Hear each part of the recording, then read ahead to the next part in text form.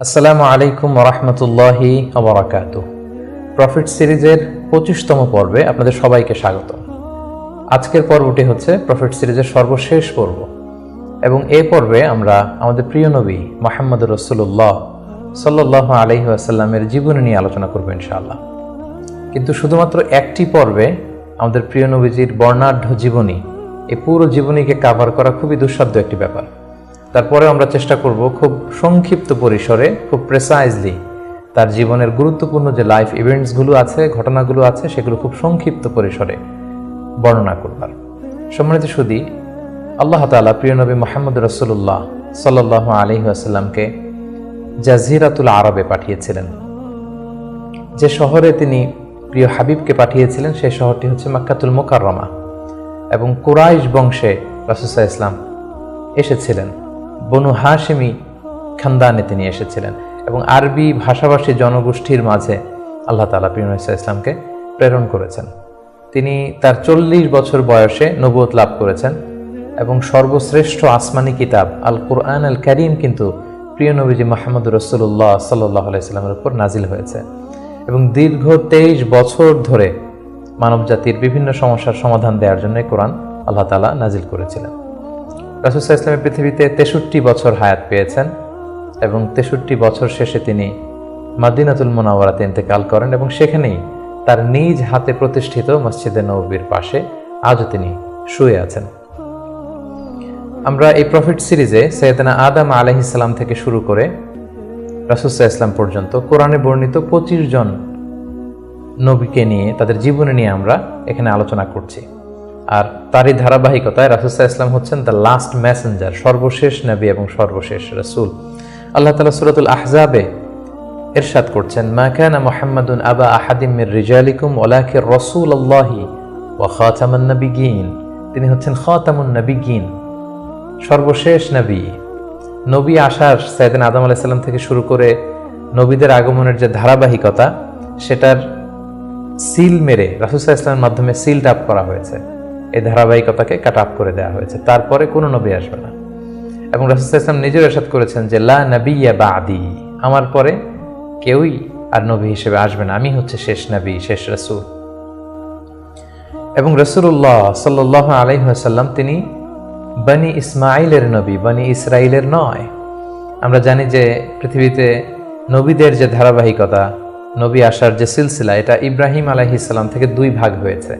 কারণ আমরা সাইয়েদনা ইব্রাহিম আলাইহিস সালামের পর্বে বলেছিলাম যে তিনি হচ্ছেন আবুল আম্বিয়া, সকল নবীদের বাবা।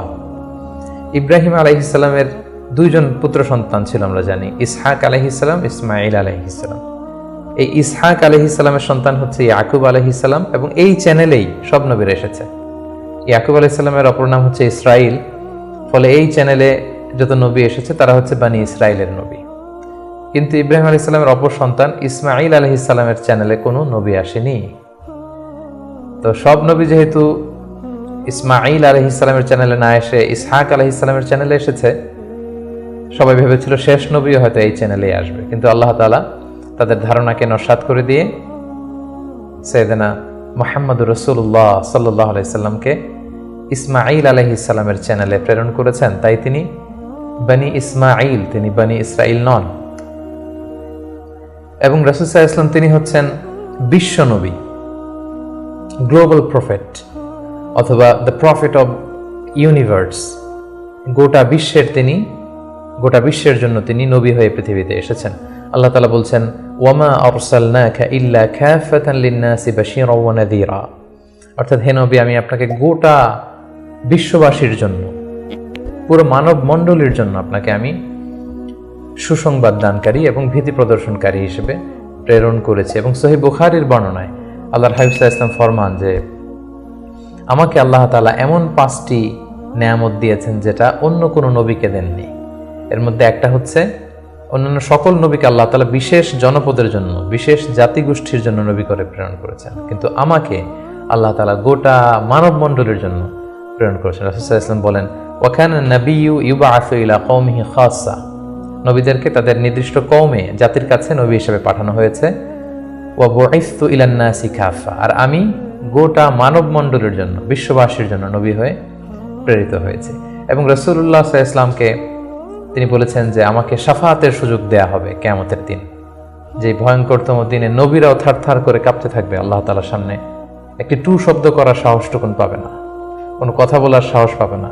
ঠিক সেই মুহূর্তে আল্লাহ রাসূল সাল্লাল্লাহু আলাইহি ওয়াসাল্লামকে শাফাআতের অনুমতি দেয়া হবে। সুবহানাল্লাহি ওয়া বিহামদিহি। রাসূলুল্লাহ সাল্লাল্লাহু আলাইহি ওয়াসাল্লামের অনেকগুলো নাম রয়েছে। হাদিসে এসেছে যে রাসূল সাল্লাল্লাহু আলাইহি ওয়াসাল্লামের এক নাম হচ্ছে আল মাহি, আল আকিব, আল হাশির, কিন্তু কালামুল্লাহ মাজিদে রাসূল সাল্লাল্লাহু আলাইহি ওয়াসাল্লামের দুইটি নাম উল্লেখিত হয়েছে। একটি হচ্ছে মুহাম্মদ আর একটা আহমদ। আল্লাহ তাআলা বলছেন ওমা মুহাম্মাদুন ইল্লা রাসূল ক্বাদ খালাত মিন ক্বাবলিহির রুসুল। মুহাম্মদ তো একজন নবী, আর তার আগে অনেক নবী পৃথিবীতে এসেছিলেন, তারা আবার বিদায় নিয়েছেন। তাহলে মুহাম্মদ নামটি পেলাম। মুহাম্মদ নাম ছাড়াও তার আরেকটি নাম কোরআনে উল্লেখিত হয়েছে, সেটা হচ্ছে আহমদ। সাইয়েদনা ঈসা আলাইহিস সালামের ভাষায় ইয়াতি মিন বাদি ইসমুহু আহমদ, তিনি বলেছিলেন যে আমার পরে একজন নবী আসবে, তার নাম হবে আহমদ। তাহলে কোরআনে রাসূল সাল্লাল্লাহু আলাইহি ওয়াসাল্লামের দুইটি নাম পাওয়া যায়, একটা মুহাম্মদ, একটা আহমদ। এবং রাসূল সাল্লাল্লাহু আলাইহি ওয়াসাল্লামকে আল্লাহ তাআলা আমাদের জন্য মডেল বানিয়ে পাঠিয়েছেন। সব ক্ষেত্রে তিনি আমাদের model, the best standard of character. আল্লাহ তাআলা ইরশাদ করছেন ওয়া ইন্নাকা লা আলা খুলুকিন আযীম, নবী হে আপনি সুমহান চরিত্রের উপর প্রতিষ্ঠিত, আপনার চরিত্র হচ্ছে অনুকরণীয় চরিত্র, গোটা বিশ্ববাসী আপনার চরিত্র থেকে শিখবে, জানবে, আলোকিত হবে। এবং রাসূল সাল্লাল্লাহু আলাইহি ওয়াসাল্লাম হচ্ছে the best example to follow. এই পৃথিবীতে যার ফলোয়ার হওয়া যায়, যাকে অনুসরণ করা যায়, যাকে অনুকরণ করা যায়, তার মধ্যে শ্রেষ্ঠতম হচ্ছে আমাদের পেয়ারা হাবিব মুহাম্মদ রাসূলুল্লাহ সাল্লাল্লাহু আলাইহি ওয়াসাল্লাম। আল্লাহ তাআলা ইরশাদ করছেন লাকাদ কানা লাকুম ফি রাসূলিল্লাহি উসওয়াতুন হাসানাহ, অর্থাৎ তোমাদের রাসূলের মধ্যেই রয়েছে তোমাদের জন্য সর্বোত্তম আদর্শ।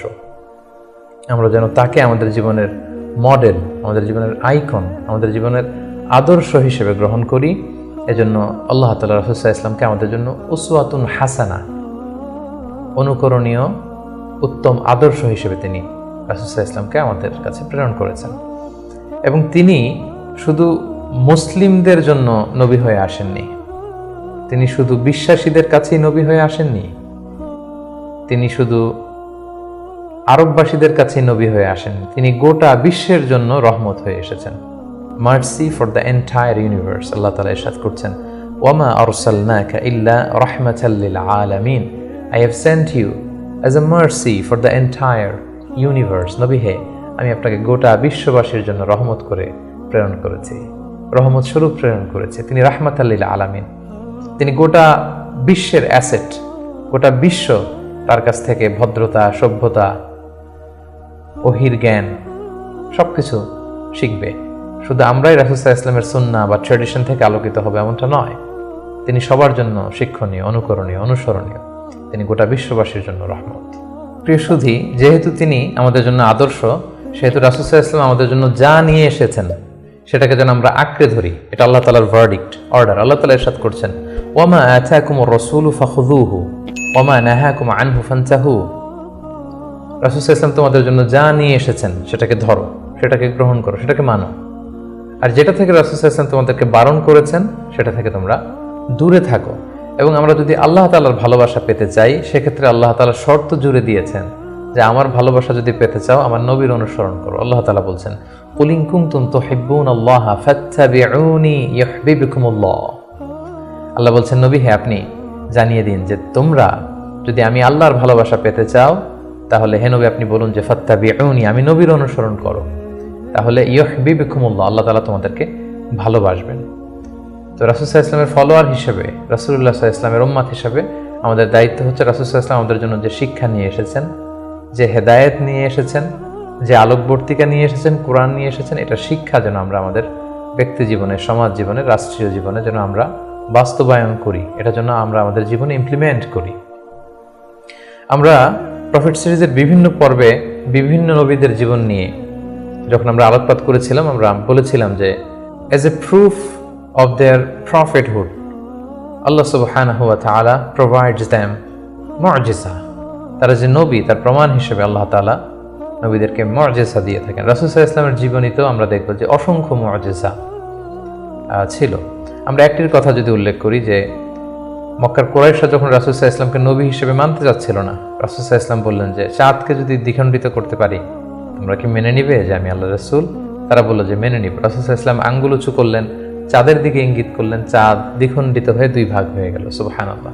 আল্লাহ তাআলা সূরাতুল কমারে ইরশাদ করছেন, ইকতারাবাতিস সাআতু ওয়ানশাক্কাল কমর ওয়া ইন ইয়ারা আয়াতান ইউরিদু ওয়া ইয়াকুলু সিহরুম মুস্তামির। রাসূল সাল্লাল্লাহু আলাইহি ওয়াসাল্লাম চাঁদ দ্বিখণ্ডিত করে ফেললেন, কিন্তু এই চমৎকার এই মুআজিজা দেখার পরেও তারা কিন্তু ঈমান আনলো না। তারা বলল, তুমি জাদু করেছো, চাঁদের মধ্যে ভেলকিবাজি করেছো, এমন বড় জাদুকর তুমি চাঁদের উপরও জাদুর প্রভাব খাটিয়েছো। তো এভাবে রাসূল ইসলাম যখনই কোরআনের আয়াত বলতেন, কোনো মুআজিজা দেখাতেন, তারা হয়তো রাসূল ইসলামকে জাদুকর বলতো, কখনো বলতো তুমি পাগল, কখনো বলতো তুমি কবি, কখনো বলতো তুমি গণক। নাউযুবিল্লাহি মিন যালিক। এভাবে রাসূল ইসলাম অনেকগুলো মুআজিজা তার জীবনে আমরা দেখতে পাই, যেগুলো তার মধ্যে থেকে অন্যতম মুআজিজা হচ্ছে তিনি চাঁদকে দ্বিখণ্ডিত করেছিলেন। এবং রাসূল ইসলাম জন্মের আগেই যেগুলোকে মুবাশশিরাত বা ইরহাসাত বলে, নবী হওয়ার আগে এমন কিছু অলৌকিক ঘটনা, এরকম অনেক ঘটনা কিন্তু ঘটেছে। যেমন রাসূল ইসলামের প্রিয় মাতা আমেনা যখন গর্ভবতী ছিলেন, তখন তিনি দেখেছেন যে তার পেট থেকে একটা আলো বের হয়ে এটা শাম দেশের বড় বড় প্রাসাদগুলোকে আলোকিত করছে। এটা কিন্তু রাসূল ইসলাম যে পৃথিবীতে আসবেন তার আগাম একটা বার্তা।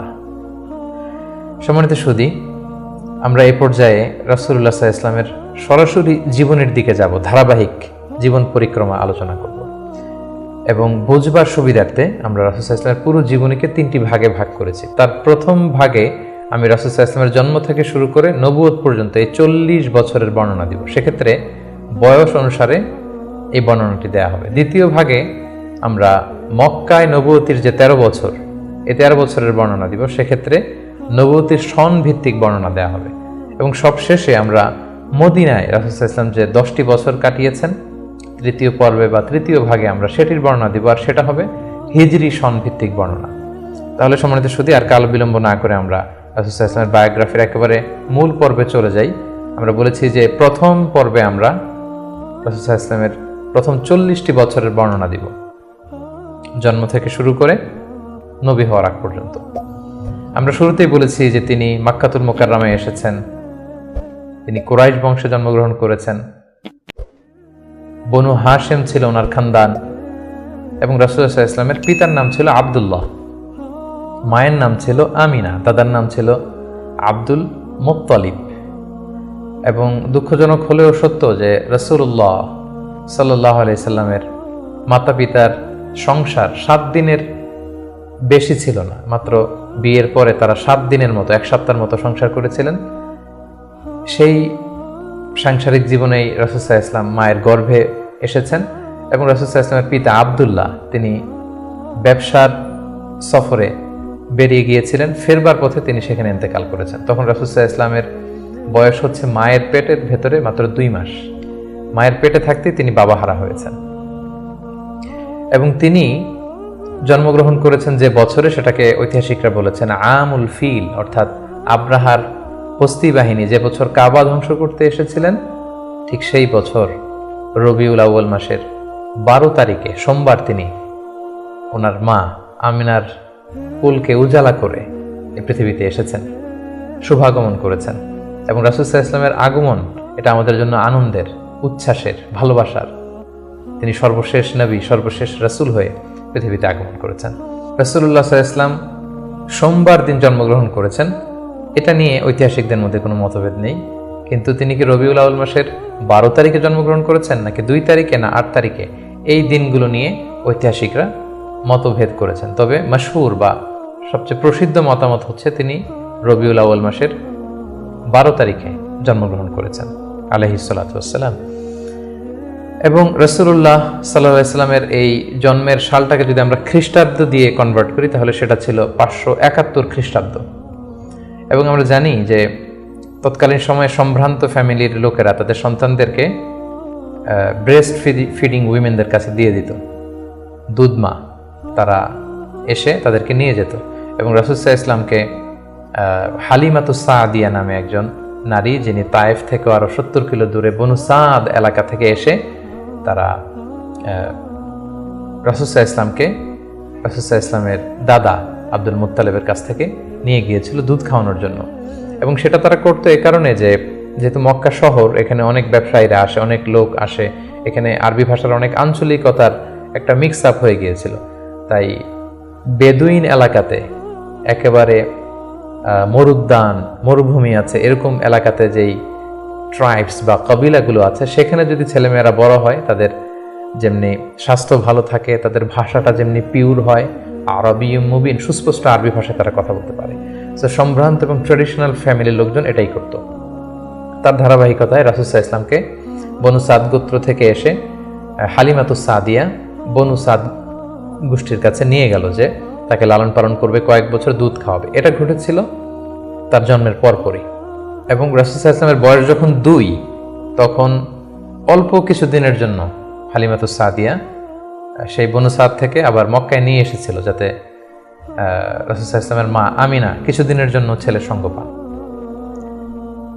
কিছুদিন যখন আমিনা সঙ্গ পেল, তারপর আবার তাকে বনু সাদে নিয়ে যাওয়া হলো এবং রাসূলুল্লাহ সাল্লাল্লাহু আলাইহি ওয়াসাল্লাম হালিমাতুস সাদিয়ার দুগ্ধপান করতে লাগলেন। হালিমাতুস সাদিয়ার সন্তানদের সাথে মরুদ্যান, মরুভূমির সেই বেদুইন পরিবেশে বেড়ে উঠতে লাগলেন। সেখানকার যে পিওর ল্যাঙ্গুয়েজ আছে, আরবি ভাষা শিখতে লাগলেন। এবং রাসূল সাল্লাল্লাহু আলাইহি ওয়াসাল্লামের বয়স যখন 4, তখন তার প্রথম শাক্কা সাদার হয়েছে, যেটাকে সিনা চাক বলে, ওপেন হার্ট সার্জারি। রাসূল সাল্লাল্লাহু আলাইহি ওয়াসাল্লামের জীবনে মোট 3 বার এটা ঘটেছিল। বয়স যখন 4 তখন একবার, ওহী নাজিলের সময় একবার, মেরাজ যখন তিনি গিয়েছিলেন তখন একবার। রাসূল সাল্লাল্লাহু আলাইহি ওয়াসাল্লাম মরুভূমিতে বনু সাদ গোষ্ঠীর ছোট ছেলেদের সাথে খেলাধুলা করছিলেন। হঠাৎ জিবরাইল আলাইহিস সালাম এসে রাসূল সাল্লাল্লাহু আলাইহি ওয়াসাল্লামকে এক পাশে নিয়ে গলা থেকে শুরু করে নাভি পর্যন্ত ছিঁড়ে রাসূল সাল্লাল্লাহু আলাইহি ওয়াসাল্লামের হৃদয়টাকে বের করে জামজামের পানি দিয়ে ধৌত করে আবার ভেতরে ঢুকিয়ে দিলেন। এই জায়গাটাকে আবার মিলিয়ে ফেললেন, যেটা আধুনিক সময়ে আমরা এটাকে ওপেন হার্ট সার্জারি বলি। এই দৃশ্য হালিমাতুস সাদিয়ার ছেলেমেয়েরা দেখে ভয়ে দৌড়াতে লাগলো। মায়ের কাছে যেয়ে বলল, আমাদের কোরাইশি ভাই বোধহয় মারা গিয়েছে। হালিমাতুস সাদিয়া বিচলিত হয়ে আসলেন, দেখলেন যে না, মারা যায়নি। মুহাম্মদ, শিশু মুহাম্মদ, তিনি বিচলিত অবস্থায় আছেন। তারা ভয় পেয়ে গেলেন এবং ভাবলেন যে না, এই ছেলের যদি কিছু হয়ে যায় তাহলে তো এর দায়ভার আমার উপর আসবে, আমরা দিয়ে আসবো মুহাম্মদকে। রাসূল সাল্লাল্লাহু আলাইহি ওয়াসাল্লামের বয়স যখন 5, তখন হালিমাতুস সাদিয়া রাসূল সাল্লাল্লাহু আলাইহি ওয়াসাল্লামকে নিয়ে, ছোট্ট মুহাম্মদ সাল্লাল্লাহু আলাইহি ওয়াসাল্লামকে নিয়ে তার মায়ের কাছে দিয়ে আসলেন। যেহেতু 5 বছর বয়সে এখন তিনি সুস্পষ্ট আরবিতে কথা বলতে পারেন এবং দুধ খাওয়ানো তো সেই 2 বছর বয়সেই শেষ। তিনি মরুভূমির সুন্দর প্রকৃতিতে সুঠাম দেহ নিয়ে বড় হচ্ছেন, সুন্দর আরবি ভাষায় কথা বলতে পারেন। 5 বছর বয়সে মায়ের কাছে ফিরিয়ে দেয়া হলো। এবং রাসূল সাল্লাল্লাহু আলাইহি ওয়াসাল্লামের আম্মা আমিনা, তিনি প্রতি বছর রাসূল সাল্লাল্লাহু আলাইহি ওয়াসাল্লামের বাবার কবর জিয়ারত করতে ইয়াসরিবে যেতেন, যেটা পরবর্তীতে মদিনা নামকরণ হবে, আমরা শুনব সেই ঘটনা। প্রতি বছর যেহেতু তিনি যান, রাসূল সাল্লাল্লাহু আলাইহি ওয়াসাল্লামকে যখন নিয়ে আসা হলো, তার পরের বছর তিনি রাসূল সাল্লাল্লাহু আলাইহি ওয়াসাল্লামকে নিয়ে রাসূল সাল্লাল্লাহু আলাইহি ওয়াসাল্লামের বাবার কবর জিয়ারত করতে গেলেন। রাসূল সাল্লাল্লাহু আলাইহি ওয়াসাল্লামের বয়স তখন 6 বছরের ছোট্ট বালক। জিয়ারত করলেন। জিয়ারত করে ফিরে আসার পথে রাসূল সাল্লাল্লাহু আলাইহি ওয়াসাল্লামের মাতা আমিনা, তিনি মারা গেলেন মক্কা মদিনার মাঝখানে আবওয়া নামক জায়গায়। আল্লাহু আকবার। বয়স যখন মায়ের পেটে 2 মাস, বাবা হারা হলেন, পিতৃহারা। বয়স যখন মাত্র 6, মাতৃহারা, এখন কমপ্লিট ইয়াতিম মুহাম্মদ সাল্লাল্লাহু আলাইহি ওয়াসাল্লাম, বাবা মা হারা। তখন সাথে উম্মে আইমান নামে একজন দাসী ছিল, যিনি রাসূল সাল্লাল্লাহু আলাইহি ওয়াসাল্লামকে খুব ভালোবাসতেন, মায়ের কষ্ট বুঝতে দেননি। সেখান থেকে নিয়ে দাদার কাছে মক্কায় চলে আসলেন এবং রাসূল সাল্লাল্লাহু আলাইহি ওয়াসাল্লাম পরবর্তীতে বলেছিলেন, উম্মে আইমান হিয়া উম্মি বা'দা উম্মি, আমার মায়ের পরে উম্মে আইমানই আমার মা। সুবহানাল্লাহ।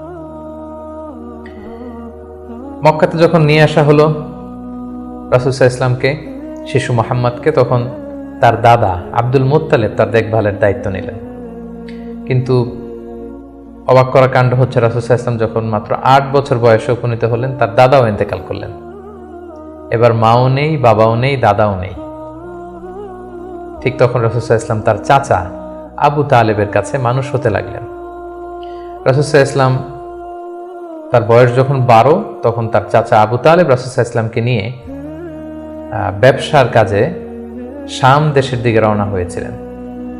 আমরা সেখানে বুহাইরা আর রাহেব, যে খ্রিস্টান পাদ্রী, তার গুরু পাদ্রীর কাছে শুনেছিলেন যে শেষ জামানার নবী তার শৈশব বয়সে বা কৈশোর বয়সে এই মরুভূমির পাশ দিয়ে যাবে। এটা শোনার পর থেকে বুহাইরা বছরের পর বছর এখানে ধ্যানমগ্ন থাকতো এবং অপেক্ষা করত। লম্বা ঘটনা।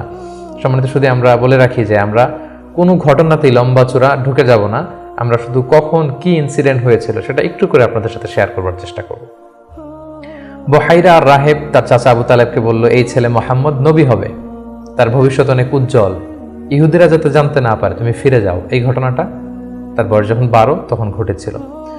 রাসূল সাল্লাল্লাহু আলাইহি ওয়াসাল্লামের বয়স যখন 13 তখন থেকে তিনি মক্কার লোকদের ছাগল চড়াতে শুরু করলেন, মেষ পালক হিসেবে ক্যারিয়ার শুরু করলেন। অল্প কিছু পারিশ্রমিকের বিনিময়ে তিনি এটা করতেন। এটা শুধু রাসূল সাল্লাল্লাহু আলাইহি ওয়াসাল্লামের জীবনীতেই নয়, সমস্ত আম্বিয়া আলাইহিস সালামের জীবনীতে এটা ঘটেছে। সেই বুখারীর বর্ণনা, প্রিয়নবী বলেন, মা বাআসাল্লাহু নাবিয়্যান ইল্লা রাআল গানাম, এই পৃথিবীতে আল্লাহ এমন কোনো নবী পাঠাননি যাদেরকে দিয়ে আল্লাহ মেষ চড়াননি। সুবহানাল্লাহ, রাসূল সাল্লাল্লাহু আলাইহি ওয়াসাল্লাম এটা শুরু করেছিলেন। রাসূল সাল্লাল্লাহু আলাইহি ওয়াসাল্লামের বয়স যখন 20 তখন তিনি তরুণ যুবক, ওই বয়সে তিনি হিলফুল ফুজুল সংগঠন করেছিলেন।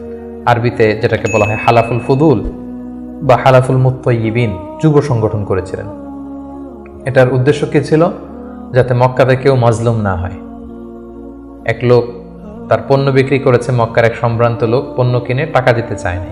সে পাহাড়ে উঠে চিৎকার করে বলল, মক্কায় কি এমন ন্যায়পরায়ণ কেউ নেই যে আমার টাকাটা উদ্ধার করে দিতে পারে? রাসূল ইসলাম এই দৃশ্য দেখে কষ্ট পেলেন। তিনি প্রায় এরকম দৃশ্য দেখতেন যে জালিমরা অসহায় গরিব লোকদেরকে মক্কায় এভাবে ঠকাচ্ছে। তিনি তার চাচা জুবাইর ইবনে আব্দুল মুত্তালিব সহ ওনাদের সমবয়স্ক ইয়াংদেরকে নিয়ে একটা সোসাইটি করলেন। এই সোসাইটির নাম তারা দিলেন হালাফুল ফুদুল, যেটা বাংলায় আমরা হিলফুল ফুজুল বলি। এবং তারা এই সংগঠনের নাম দিয়েছিলেন হালাফুল মুত্তাইয়িবিন। বেসিকলি তারা আরব দেশের ট্রেডিশন ছিল, তারা যখন সংঘবদ্ধ হতো তারা এক গামলা রঙের ভেতরে হাত ঢুকিয়ে দিয়ে তারা পাথরের মধ্যে হাতের ছাপ দিত। সবাই এভাবে হাতের ছাপ দিয়ে তারা প্রমাণ দিত যে আমরা ঐক্যবদ্ধ, সংঘবদ্ধ আছি। তো এভাবে রাসূল সাল্লাল্লাহু আলাইহি ওয়াসাল্লাম যখন এই যুব সংগঠন করলেন, তখন আর জালিমরা সাহস পেল না গরিবদেরকে ঠকাতে, এবং তারা গরিবদের হক এভাবে উদ্ধার করে দিত। সুবহানাল্লাহ বিহামদি। রাসূল সাল্লাল্লাহু আলাইহি ওয়াসাল্লামের বয়স যখন 25 তখন তিনি দ্বিতীয়বারের জন্য মক্কার বাইরে গেলেন।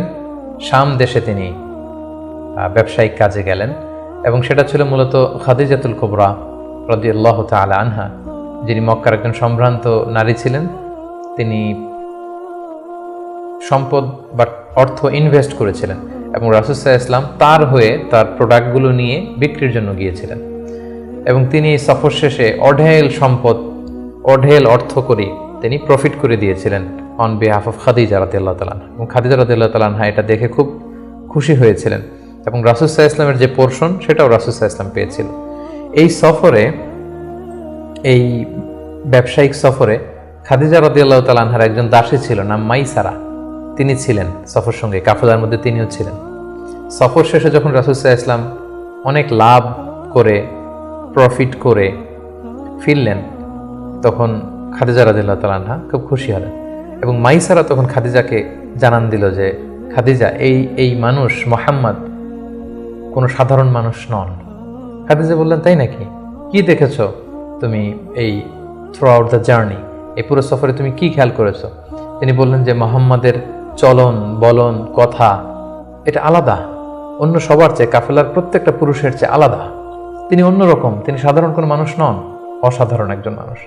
তার কথা বার্তা, তার চলা ফেরা, তার আচরণ, তার ডিলিংস, তার বুদ্ধিমত্তা অসাধারণ। মাইসারা যখন এই কথা বলল, তখন খাদিজাতুল কুবরা তিনি রাসূল সাল্লাল্লাহু আলাইহি ওয়াসাল্লামের প্রতি আকৃষ্ট হলেন। তার একজন কাছের বান্ধবীর কাছে শেয়ার করলেন। তারা সবাই মিলে রাসূল সাল্লাল্লাহু আলাইহি ওয়াসাল্লামের চাচাদের কাছে যেয়ে বললেন যে, রাসূল সাল্লাল্লাহু আলাইহি ওয়াসাল্লামকে খাদিজা পছন্দ করে, আমরা বিয়ের ব্যাপারে ভাবতে পারি কিনা। চাচারা রাসূল সাল্লাল্লাহু আলাইহি ওয়াসাল্লামকে জানালেন, রাসূল সাল্লাল্লাহু আলাইহি ওয়াসাল্লাম এগ্রি করলেন। এই 25 বছর বয়সে রাসূল সাল্লাল্লাহু আলাইহি ওয়াসাল্লাম তার প্রথম বিয়েটি সম্পন্ন করলেন, আলহামদুলিল্লাহ। এবং রাসূল সাল্লাল্লাহু আলাইহি ওয়াসাল্লাম 20টি উট দিয়েছিলেন as a dowry, as a মাহার। বিয়ের মাহার হিসেবে খাদিজা রাদিয়াল্লাহু তাআলা আনহাকে 20টা উট দিয়েছিলেন। রাসূল সাল্লাল্লাহু আলাইহি ওয়াসাল্লামের বয়স যখন 30, খাদিজা রাদিয়াল্লাহু তাআলা আনহা রাসূল সাল্লাল্লাহু আলাইহি ওয়াসাল্লামের ঘরকে উজালা করে তার প্রথম সন্তান, কন্যা সন্তান জন্মগ্রহণ করলো, জাইনাব। রাসূল সাল্লাল্লাহু আলাইহি ওয়াসাল্লামের বয়স যখন 33, দ্বিতীয় কন্যা সন্তান রুকাইয়া জন্মগ্রহণ করলো। রাসূল সাল্লাল্লাহু আলাইহি ওয়াসাল্লামের বয়স যখন 34, তৃতীয় কন্যা সন্তান উম্মে কুলসুম আসলো। রাসূল সাল্লাল্লাহু আলাইহি ওয়াসাল্লামের বয়স যখন 35, ফাতেমা রাদিয়াল্লাহু তাআলা আনহা তিনি জন্মগ্রহণ করলেন। এবং তখন কাবা ঘরের একটা রিনোভেশন হলো। আগুন লেগে বন্যার পানিতে কয়েকবার কাবা ধ্বংস হয়ে গিয়েছিল। ঠিক সেই সময়তে রাসূল সাল্লাল্লাহু আলাইহি ওয়াসাল্লামের বয়স যখন 35, কাবাকে আবার রিবিল্ড অফ কাবা বা রিনোভেশন অফ কাবা করা হয়েছিল। ইব্রাহিম আলাইহিস সালামের যে ভিত্তির উপর কাবা তৈরি করেছিলেন সেই ভিত্তি ঠিক রেখে পাথর এনে কাবা নির্মাণ করা হয়েছিল। এবং হাজরা আসওয়াদ নিয়ে একটা দ্বন্দ্ব লেগেছিল, কে রাখবে এই জান্নাতি পাথর। 4টা গ্রুপ হয়ে গিয়েছিল। পরবর্তীতে রাসূল সাল্লাল্লাহু আলাইহি ওয়াসাল্লাম এটার সমাধান দিয়েছিলেন। রাসূলুল্লাহ সাল্লাল্লাহু আলাইহি ওয়াসাল্লামের বয়স যখন 37 বছর, তখন থেকে তিনি একাকী নির্জনে ইবাদত করতেন, ধ্যানমগ্ন থাকতেন। হুব্বিবা ইলাইহিল খালা, নিঃসঙ্গত তার কাছে প্রিয় করে দেয়া হলো। সম্মানিত সুধী, জাহিলি যুগে রাসূল সাল্লাল্লাহু আলাইহি ওয়াসাল্লামের ধর্মবিশ্বাস কি ছিল সেটা নিয়ে যদি আমরা বলি, তাহলে আমরা বলবো যে তিনি কখনো শিরকের সাথে জড়িত হননি, তিনি কখনো কোনো মূর্তিকে টাচ করেননি, তিনি আল্লাহ ছাড়া কারো কাছে কোনো কিছু কামনা করেননি, এবং তিনি হানিফ সম্প্রদায়ের অন্তর্ভুক্ত ছিলেন। অর্থাৎ ইব্রাহিম আলাইহিস সালামের স্বচ্ছ হানিফ ধর্মবিশ্বাসের যতটুকু মক্কাতে তখন অবশিষ্ট ছিল, রাসূল সাল্লাল্লাহু আলাইহি ওয়াসাল্লাম সেগুলোর প্রতি আকৃষ্ট ছিলেন, তিনি সেগুলো পালন করতেন। কিন্তু এই জাহিলি সমাজের মধ্য থেকে মানুষগুলোকে এক আল্লাহর দিকে কিভাবে নেবেন, সঠিক রাস্তা কোনটা, একটা স্ট্রাকচার্ড রিলিজিয়ান, স্ট্রাকচার্ড শরিয়া ওনার কাছে ছিল না। ফলে সেটা তিনি কামনা করছিলেন, খুঁজছিলেন, মহাসত্যকে তিনি খুঁজে বেড়াচ্ছিলেন। এজন্য ওনার বয়স যখন 37 ইয়ার্স ওল্ড, তখন হুব্বিবা ইলাইহিল খালা, নিঃসঙ্গতা, একাকী ধ্যান করা, এই মহাবিশ্ব নিয়ে গবেষণা করা, এই মহাবিশ্বের স্রষ্টাকে কিভাবে আরও তার সান্নিধ্য পাওয়া যায় সেটা নিয়ে তিনি চিন্তা গবেষণা করছিলেন। এবং ঠিক সেই মুহূর্তে তিনি হেরা গুহাতে যেতেন, এবং এটা চলেছিল তার বয়স যখন 37 থেকে শুরু করে 39 বছর 6 মাস পর্যন্ত এই ধ্যান তিনি করতেন। খাবার নিয়ে হেরা গুহাতে যেতেন, সেখানে ধ্যানমগ্ন তিনি থাকতেন এবং তিনি স্রষ্টার সান্নিধ্য পাওয়ার চেষ্টা করতেন। সত্য, মহাসত্যকে তিনি অর্জনের জন্য চেষ্টা করতেন। রাসূলুল্লাহ সাল্লাল্লাহু আলাইহি ওয়াসাল্লামের বয়স যখন 39 বছর 6 মাস, তখন থেকে, অর্থাৎ 40 বছর হতে আর মাত্র 6 মাস বাকি, তখন থেকে তিনি গুড ড্রিমস আর রুইয়া সাদেকা, বেশি বেশি সত্য স্বপ্ন দেখতে শুরু করলেন। প্রতিদিনই স্বপ্ন দেখতেন, এবং রাতে যাই স্বপ্ন দেখতেন সকালবেলা সেটা বাস্তবায়িত হতো। ফলে তিনি স্বপ্নে রাতে যা দেখতেন সকালবেলা বাস্তবে সেটা সমাজে তিনি দেখতে পেতেন। এভাবে একাকী তিনি খাবার নিয়ে, পাথেয় নিয়ে সেই 632 মিটার উঁচু মক্কাতুল মুকাররমায় গারে হেরাতে, হেরা পাহাড়ে তিনি চলে যেতেন, ধ্যানমগ্ন থাকতেন এবং মহাসত্যের সন্ধান করতেন। ঠিক তার বয়স যখন 40 বছরে উপনীত হলো, তিনি মহাসত্যের সন্ধান পেলেন। সুবহানাল্লাহি বিহামদিহি। সেদিন জিবরাইল আলাইহিস সালাম রেশমি কাপড়ে সূরাতুল আলাকের প্রথম 5 আয়াত নিয়ে এসে বললেন, পড়ুন। তিনি বললেন, আমি তো পড়তে জানি না। কয়েকবার বলার পরে পড়তে জানেন না তিনি বললেন। তিনি রাসূল সাল্লাল্লাহু আলাইহি ওয়াসাল্লামকে 3 বার জড়িয়ে ধরলেন। এবার তিনি পড়লেন, ইকরা বিসমি রাব্বিকাল্লাযী খালাক, খালাকাল ইনসানা মিন আলাক, ইকরা ওয়া রাব্বুকাল আকরাম আল্লাযী আল্লামা বিল কলম, আল্লামাল ইনসানা মা লাম ইয়ালাম। এই যে কোরআনের প্রথম 5 আয়াত হেরা গুহাতে নাজিল হলো, তখন রাসূল সাল্লাল্লাহু আলাইহি ওয়াসাল্লাম পড়লেন। 5টি আয়াত পড়ে তিনি হেরা গুহা থেকে কাঁপতে কাঁপতে নেমে আসলেন। নেমে এসে দেখেন জিবরাইল আলাইহিস সালামকে তার প্রকৃত রূপে দেখলেন, যে বিশাল আকৃতির, দিগন্ত বিস্তৃত তার আকৃতি। তিনি আরো ভয় পেলেন। এই 5 আয়াত নিয়ে তিনি নিচে নেমে আসলেন, কাঁপতে লাগলেন, এবং আম্মাজান খাদিজা ওনার স্ত্রীর কাছে এসে বললেন, জাম্মিলুনি জাম্মিলুনি, আমার ভয় লাগছে, আমাকে কম্বল চাপা দাও। কম্বল চাপা দেয়া হলো, আয়াত নাজিল হলো, ইয়া আইয়ুহাল মুজাম্মিল কুমিল লাইলা ইল্লা কালিলা, এ কম্বলওয়ালা দাঁড়াও, দাঁড়িয়ে তাহাজ্জুদের সালাত পড়ো। তিনি বললেন, আমাকে দাসসিরুনি দাসসিরুনি, আমাকে বস্ত্র দিয়ে চাপা দাও, আমার ভয় লাগছে, আমি মনে হয় মারা যাব। রাসূল ইসলামের গায়ে জ্বর এসে গেল, কাঁপুনি এসে গেল। কারণ কোরআনটা হচ্ছে ইন্না সানুলকি আলাইকা কওলান সাকিলা, এটা খুব ভারী, পাওয়ারফুল একটা স্ট্রং মেসেজ। এটা রিসিভ করা এত সহজ কোনো বিষয় নয়। যখন তিনি বললেন, কাপড় দিয়ে আমাকে আচ্ছাদন করো, আয়াত নাজিল হলো, ইয়া আইয়ুহাল মুদ্দাসসির কুম ফাআনদির, হে কাপড়ওয়ালা দাঁড়াও, কুম দাঁড়াও, বসে থাকার সময় নেই, কুম ফাআনদির, মানুষকে সতর্ক করো। এই যে রাসূল সাল্লাল্লাহু আলাইহি ওয়াসাল্লাম দাঁড়ালেন আর বিশ্রামের সময়টুকু পেলেন না, কোরআন নাজিল হতে লাগলো। রাসূল সাল্লাল্লাহু আলাইহি ওয়াসাল্লাম ভয় পেতে লাগলেন শুরুর দিকে। আম্মাজান খাদিজা আশ্বস্ত করে বললেন যে আপনি ভয় পাবেন না, আপনার মধ্যে অনেক ভালো গুণাবলী আছে, আল্লাহ আপনাকে কখনোই অপদস্থ করবেন না। তিনি তার কাজিনের কাছে, ওরাকা ইবনে নওফলের কাছে নিয়ে গেলেন। তিনিও আশ্বস্ত করলেন যে যাকে তুমি দেখেছো বিশাল আকৃতিতে, যে তোমার কাছে সূরা আলাকের 5 আয়াত নিয়ে এসেছে, তিনি হচ্ছেন নামুস, সে জিবরিল। তোমার আগে সব নবীদের কাছে তিনিই আসতেন আল্লাহর বাণী নিয়ে। সুবহানাল্লাহ। ভয় পেও না, তুমি চালিয়ে যাও। এবং তোমার জাতিগোষ্ঠী তোমার বিরোধিতা করবে, তোমাকে তোমার এলাকা থেকে বের করে দিবে। রাসূল ইসলাম বললেন, আমার গোষ্ঠীর আত্মীয়রা আমাকে বের করে দিবে? তিনি বললেন, হ্যাঁ, এই বাণীবাহকের কাজ যারা করে পৃথিবীতে তাদেরকে এই ভাগ্যই বরণ করতে হয়েছে। সুবহানাল্লাহ বিহামদিহি। সম্মানিত শুধু এভাবে ইকরা বিসমি রাব্বিকাল্লাযী খালাক, read in the name of your lord who has created, এই বাণী নাজিলের মধ্য দিয়ে রাসূল সাল্লাল্লাহু আলাইহি ওয়াসাল্লাম অফিশিয়ালি নবী হলেন, নবুয়ত লাভ করলেন, এবং তার বয়স ছিল তখন 40 বছর। তাহলে আমরা প্রথম পর্ব শেষ করলাম, যেখানে আমরা বলেছি প্রথম পর্বে আমরা রাসূল ইসলামের জন্ম থেকে শুরু করে নবী হওয়া পর্যন্ত এই 40 বছরের বর্ণনা আমরা প্রথম পর্বে শুনলাম। এবারে আমরা দ্বিতীয় পর্বে চলে যাব। দ্বিতীয় পর্বে আমরা বর্ণনা করব নবী হওয়ার পর থেকে হিজরতের আগ পর্যন্ত মক্কায় নবুয়তের 13 বছর ওনার কেমন কেটেছে, কি কি ইনসিডেন্ট ছিল, কি কি ঘটনার মধ্যে দিয়ে, স্ট্রাগলের মধ্যে দিয়ে তিনি গিয়েছেন, সেটা আমরা এখন শুনবো ইনশাআল্লাহ। আমরা শুরুতেই বলেছিলাম যে দ্বিতীয় পর্ব আমরা আলোচনা করব নবুয়তির সন ভিত্তিক। তো নবুয়তির প্রথম বছরে রাসূল সাল্লাল্লাহু আলাইহি ওয়াসাল্লামের কাছে কোরআনের আয়াত যাই নাজিল হতো সেটা তিনি খুব প্রাইভেটলি কাছের লোকদের কাছে প্রচার করতেন, অন্যদেরকে বলতেন না। ফলে তিনি যে নবী হয়েছেন এটা ওনার কাছের লোকজন ছাড়া কেউ জানতে পারেনি। তিনি সর্বপ্রথম খাদিজা রাদিয়াল্লাহু তাআলা আনহার কাছে বলেছেন, তিনি বিশ্বাস করে ঈমান এনেছেন। তার চাচাতো ভাই ছোট্ট আলী রাদিয়াল্লাহু তাআলা আনহুর কাছে বলেছেন, আলী রাদিয়াল্লাহু তাআলা আনহু ছোটদের মধ্যে ঈমান এনেছেন। দাসদের মধ্যে থেকে প্রথম যায়েদ ইবনে হারেসা, যিনি রাসূল সাল্লাল্লাহু আলাইহি ওয়াসাল্লামের পালক পুত্রের মর্যাদায় ছিলেন, তিনি ঈমান এনেছেন। সবচাইতে কাছের ঘনিষ্ঠ বন্ধু আবু বকর রাদিয়াল্লাহু তাআলা আনহুর কাছে বলেছেন, তিনিও ঈমান এনেছেন। এবং রাসূল সাল্লাল্লাহু আলাইহি ওয়াসাল্লাম গোপনে, অর্থাৎ যেটাকে বলা হয় প্রাইভেট দাওয়া, তিনি টার্গেট ভিত্তিক কাছের ঘনিষ্ঠ আমানতদার যাকে তিনি রিলাই করতে পারেন তাদের কাছে তিনি বলতে আরম্ভ করলেন, এবং তারা গোপনে গোপনে প্রাইভেটলি রাসূল সাল্লাল্লাহু আলাইহি ওয়াসাল্লাম ডাকে সাড়া দিয়ে ঈমান আনলো, মুসলিম হতে আরম্ভ করলো। সুবহানাল্লাহ। এভাবে 3 বছর তিনি প্রাইভেট দাওয়া দিয়েছেন মক্কায়। নবুয়তির তৃতীয় বছরে 3 বছর পর আল্লাহ তাআলা আয়াত নাযিল করলেন, ফাসদা বিমা তুমার ওয়া আ'রিদ আনিল মুশরিকিন। নবী হে, এখন আর প্রাইভেট দাওয়া নয়, এবার পাবলিক দাওয়া, পাবলিক প্রোক্লেমেশন, অর্থাৎ পাবলিকলি আপনি এবার প্রচার করুন, যাই নাজিল হয় প্রচার করুন। এবার রাসূল সাল্লাল্লাহু আলাইহি ওয়াসাল্লাম প্রচার করতে আরম্ভ করলেন পাবলিকলি।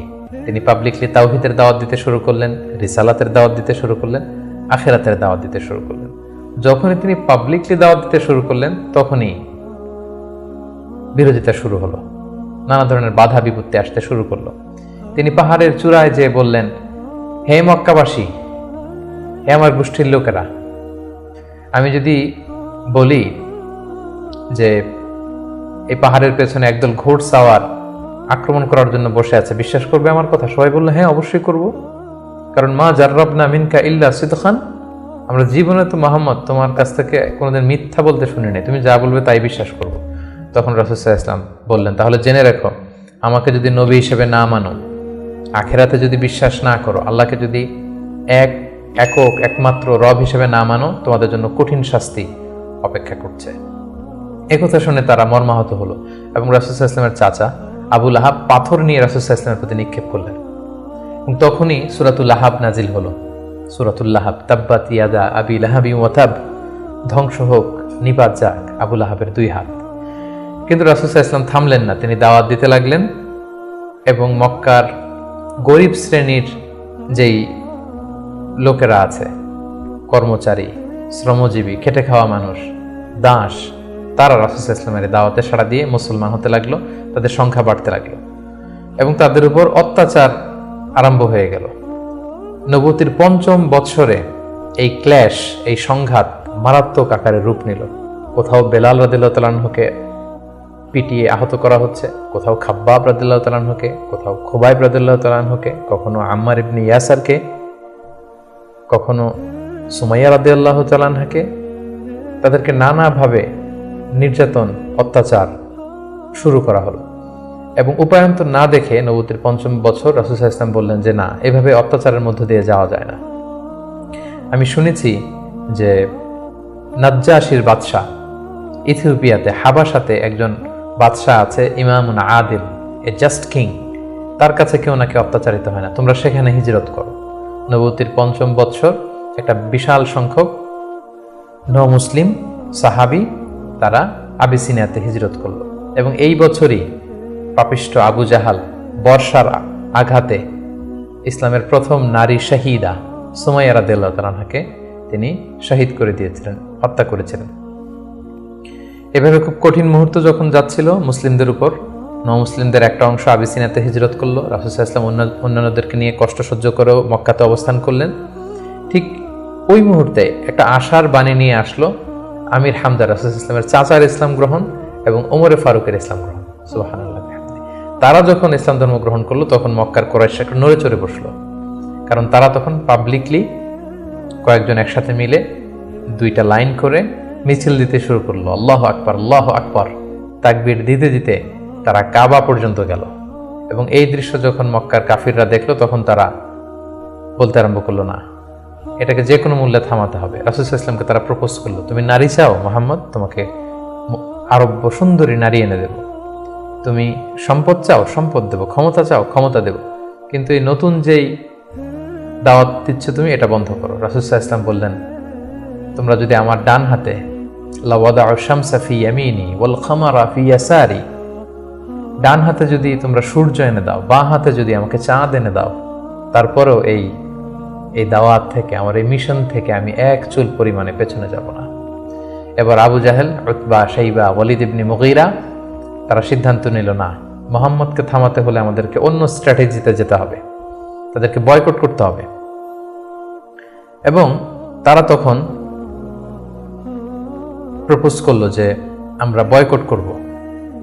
আবু তালেবকে বলল, আবু তালেব, তোমার ভাতিজা তোমার শেল্টারে আমাদের সমাজে বিশৃঙ্খলা তৈরি করছে, নতুন ধর্মের দাওয়াত দিচ্ছে, হয় মুহাম্মদকে আমাদের হাতে তুলে দাও, তা না হলে বয়কট, তোমাদেরকে আমরা বয়কট করতে বাধ্য হব।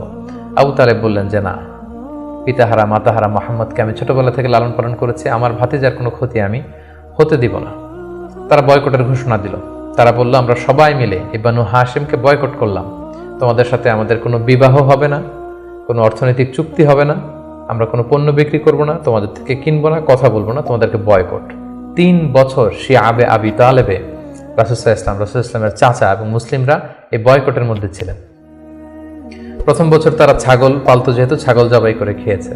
তারপরের বছর ছাগলের চামড়া, এবং অনেক সাহাবী ছাগলের চামড়া, গাছের ছাল খেয়ে বেহুশ হয়ে থাকতো, যেহেতু কোনো খাবার দাবারের ব্যবস্থা ছিল না।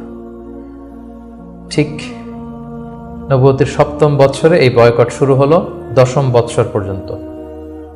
3টি বছর তারা এই বয়কটের মধ্য দিয়ে গিয়েছে। এবং রাসূল সাল্লাল্লাহু আলাইহি ওয়াসাল্লাম নবুয়তের 10ম বছরে চাচা আবু তালেবকে বললেন যে, চাচা, আল্লাহ তাআলা আমাকে জানিয়েছেন যে তারা যে বয়কটের যে ধারাগুলো লিখেছিল যে আমাদের কাছে পণ্য বিক্রি করবে না, আমাদের সাথে বিয়ে শাদী হবে না, কথাবার্তা হবে না, এবং এই ধারাগুলো লিখে তারা একটা কাগজে এটাকে কাবা ঘরের ছাদের উপরে ঝুলিয়ে দিয়েছিল।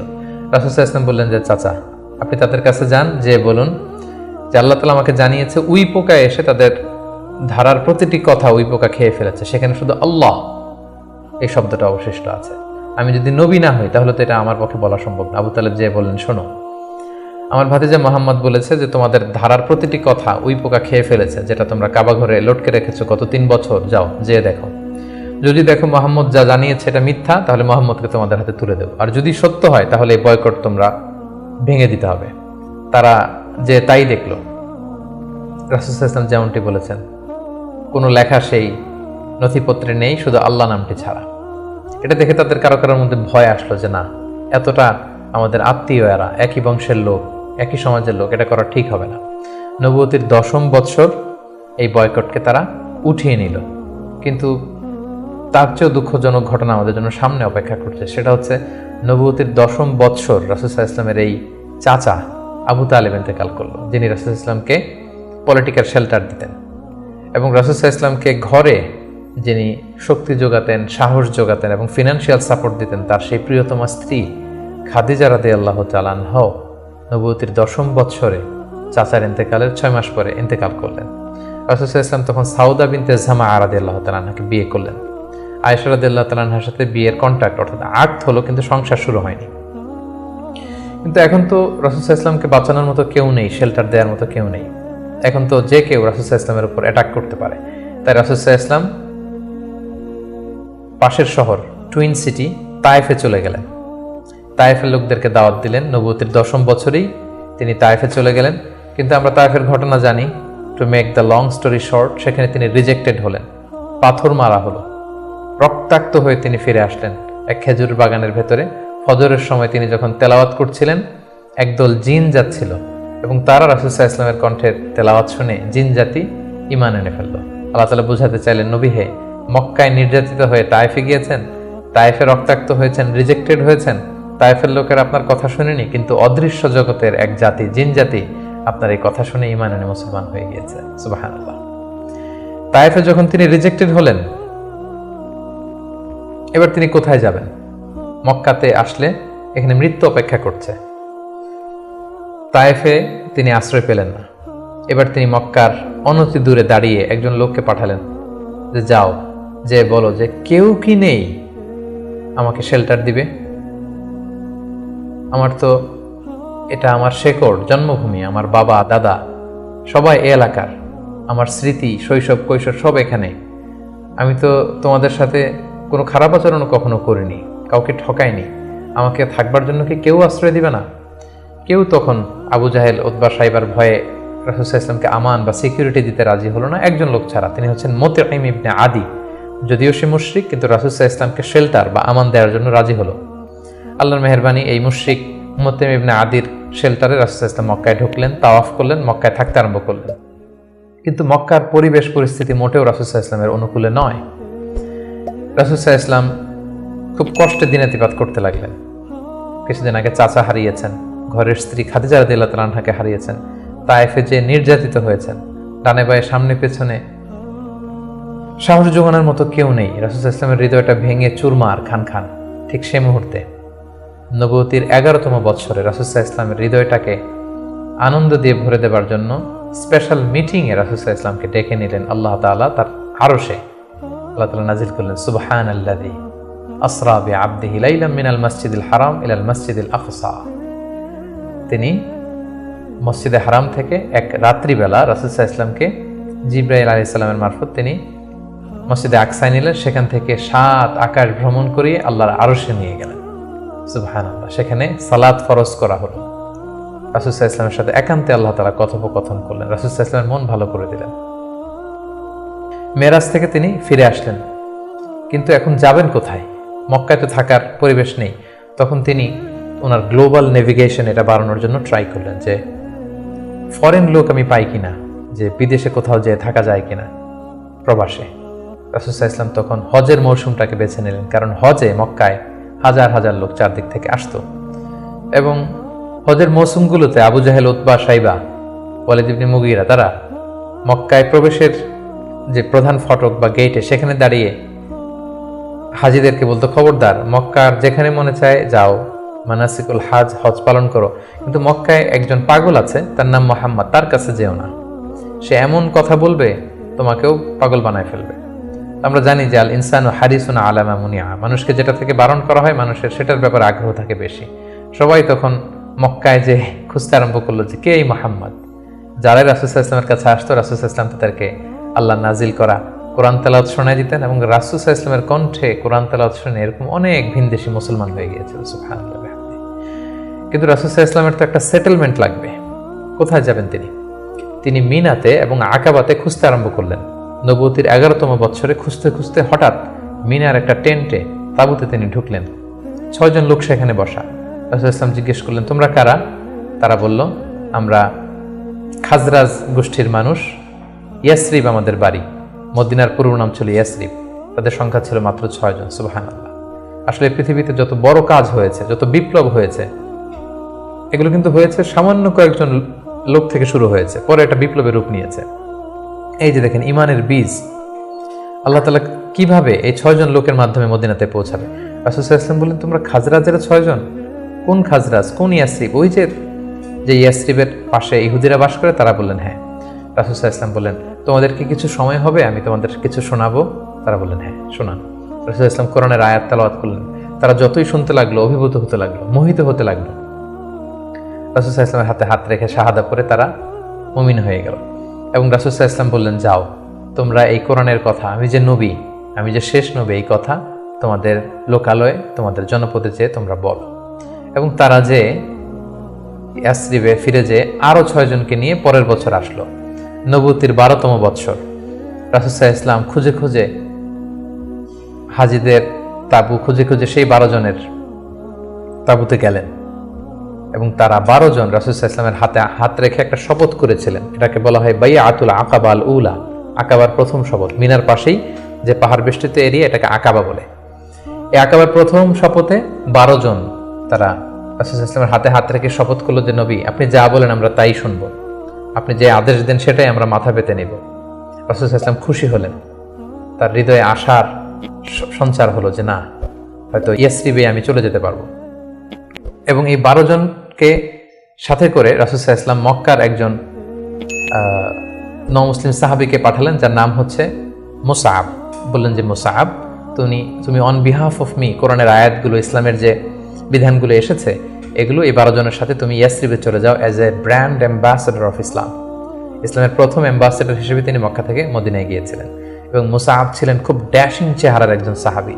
তার আতরের ঘ্রাণ, যে দামি পারফিউম তিনি ইউজ করতেন, এটা শুকে এই ঘ্রাণ যারা পেয়েছে তারা বিমোহিত হয়েছে সবসময়। দেখেন, একজন দায়ীর কোয়ালিটি কিন্তু এটা, তাকে খুব স্মার্ট হতে হবে। এবং রাসূল সাল্লাল্লাহু আলাইহি ওয়াসাল্লামের খুব চমৎকার সিলেকশন, তিনি মুসআব ইবনে উমাইরকে এই কাজের জন্য সিলেক্ট করেছেন। এই 12 জনকে নিয়ে মুসআব রাদিয়াল্লাহু তাআলা আনহু তিনি ইয়াসরিবে ফিরে গেলেন এবং তিনি অল্প কিছুদিনের ব্যবধানে কয়েকশো মানুষকে মুসলিম বানিয়ে ফেললেন। সুবহানাল্লাহ, ইসলামের বাণী তিনি প্রচার করে ফেললেন। এবং রাসূল সাল্লাল্লাহু আলাইহি ওয়াসাল্লাম তখন নও-মুসলিম যারা অবশিষ্ট ছিল তাদের সবাইকে ইয়াসরিবে চলে যেতে বললেন, যেহেতু মুসআব রাদিয়াল্লাহু তাআলা আনহু সেখানে যে একটা গ্রাউন্ড তৈরি করেছেন, সেখানে মুসলমান দল ভারী হতে শুরু করেছে। রাসূল সাল্লাল্লাহু আলাইহি ওয়াসাল্লাম নও-মুসলিম সাহাবীদেরকে ওখানে পাঠালেন এবং তারপরের বছর নবুয়তির 13তম বৎসরে আবার সেই মিনার হাজি ক্যাম্পে রাসূল সাল্লাল্লাহু আলাইহি ওয়াসাল্লাম অপেক্ষা করলেন যে দেখি মুসআব ইবনে উমাইর এবং সেই 12 জন তারা কি করে। তারা 13তম বৎসরে 75 জন নিয়ে 75% তারা নিয়ে রাসূল সাল্লাল্লাহু আলাইহি ওয়াসাল্লামের হাতে বায়াত গ্রহণ করেছিলেন। এবং সম্মানিত সুদী, এবারের বায়াতটা ছিল পলিটিক্যাল বাইয়া। নবুয়তির 12তম বৎসরে 12 জন সাহাবী, যারা 12 জন শপথ নিয়েছিল, সেটা ছিল বাইয়াতুল আকাবাল উলা। এবার 75 জন নিল পলিটিক্যাল বাইয়া, বাইয়াতুল আকাবা সানিয়া, যে শুধু আমার আনুগত্য না, আমার জীবন মানে তোমাদের জীবন, তোমাদের জীবন আমার জীবন, তোমরা তোমাদের জীবন বাঁচানোর জন্য যা করবে আমি নবীকে বাঁচানোর জন্য তাই করতে হবে। আদাম বিদ্দাম আল হাদাম আল হাদাম।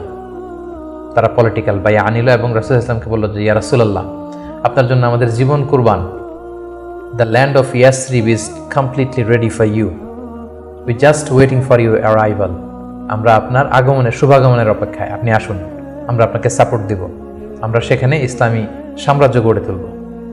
রাসূল সাল্লাল্লাহু আলাইহি ওয়াসাল্লাম তিনি আশা পেলেন এবং আল্লাহ তাআলা ইঙ্গিত দিলেন যে মুহাম্মদ, তোমাকে সেই ইয়াসরিবে ফিরে যেতে হবে। রাসূল সাল্লাল্লাহু আলাইহি ওয়াসাল্লাম বললেন, তোমাদের মধ্য থেকে আমি 12 জনকে নাকিব বানাতে চাই, 12 জন লিডার, তোমরা যে ইসলাম প্রচার করবে।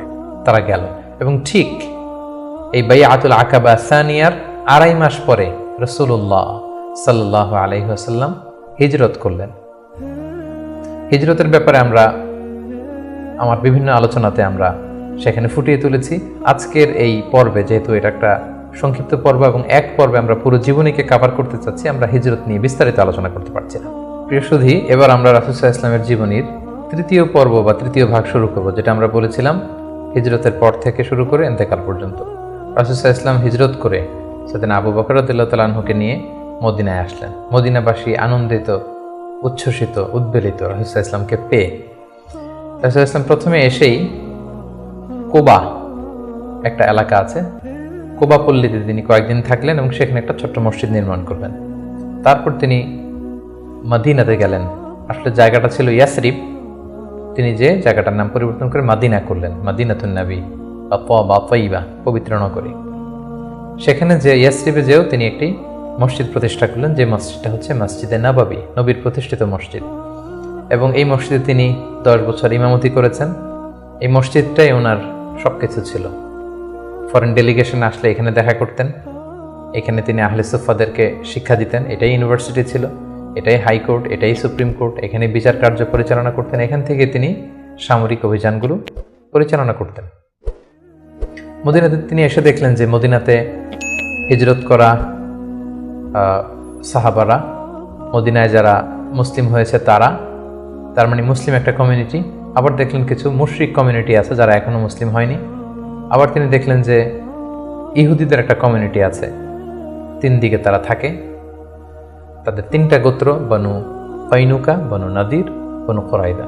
তিনি ভাবলেন যে সবাই মিলে একটা সংঘবদ্ধ আমাদের চার্টার থাকা দরকার। তিনি তাদের সবার সাথে বসলেন, তিনি মদিনা চার্টার করলেন, যেটাকে মদিনা সনদ বলা হয়। সুবহানাল্লাহ। তিনি মদিনা চার্টারে উল্লেখ করলেন যে আমরা মদিনাকে রক্ষার জন্য মুসলিম, প্যাগানস, জিউস সবাই এক, আমরা একে অপরের সাথে মিত্রতা থাকবে এবং বহিঃশত্রুর আক্রমণ থেকে আমরা একে অপরকে রক্ষা করব। এবং তিনি মক্কা থেকে যারা হিজরত করে এসেছেন মুহাজির সাহাবী, এবং মদিনাতে যারা এই মুহাজির সাহাবীদেরকে অ্যাকোমোডেট করেছেন, ওয়েলকাম করেছেন, আনসার সাহাবী, তাদের মধ্যে তিনি ভ্রাতৃত্বের বন্ধন প্রতিষ্ঠা করলেন। শুরু হলো মদিনার নতুন জার্নি।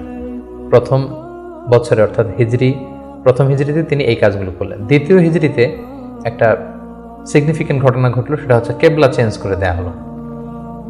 রাসূল সাল্লাল্লাহু আলাইহি ওয়াসাল্লাম মদিনাতে এসে 16-17 মাস বাইতুল মাকদাসের দিকে হয়ে নামাজ পড়তেন, কিন্তু চাইতেন যে মক্কায় যদি আল্লাহ তাআলা চেঞ্জ করে দিতেন কতই না ভালো হতো। আল্লাহ তাআলা চেঞ্জ করে দিলেন। আল্লাহ বললেন, ফাওয়াল্লি ওয়াজহাকা শাতরাল মসজিদুল হারাম, নবী হে আপনি মসজিদুল হারামের দিকে মুখ ফিরিয়ে এখন থেকে নামাজ পড়বেন।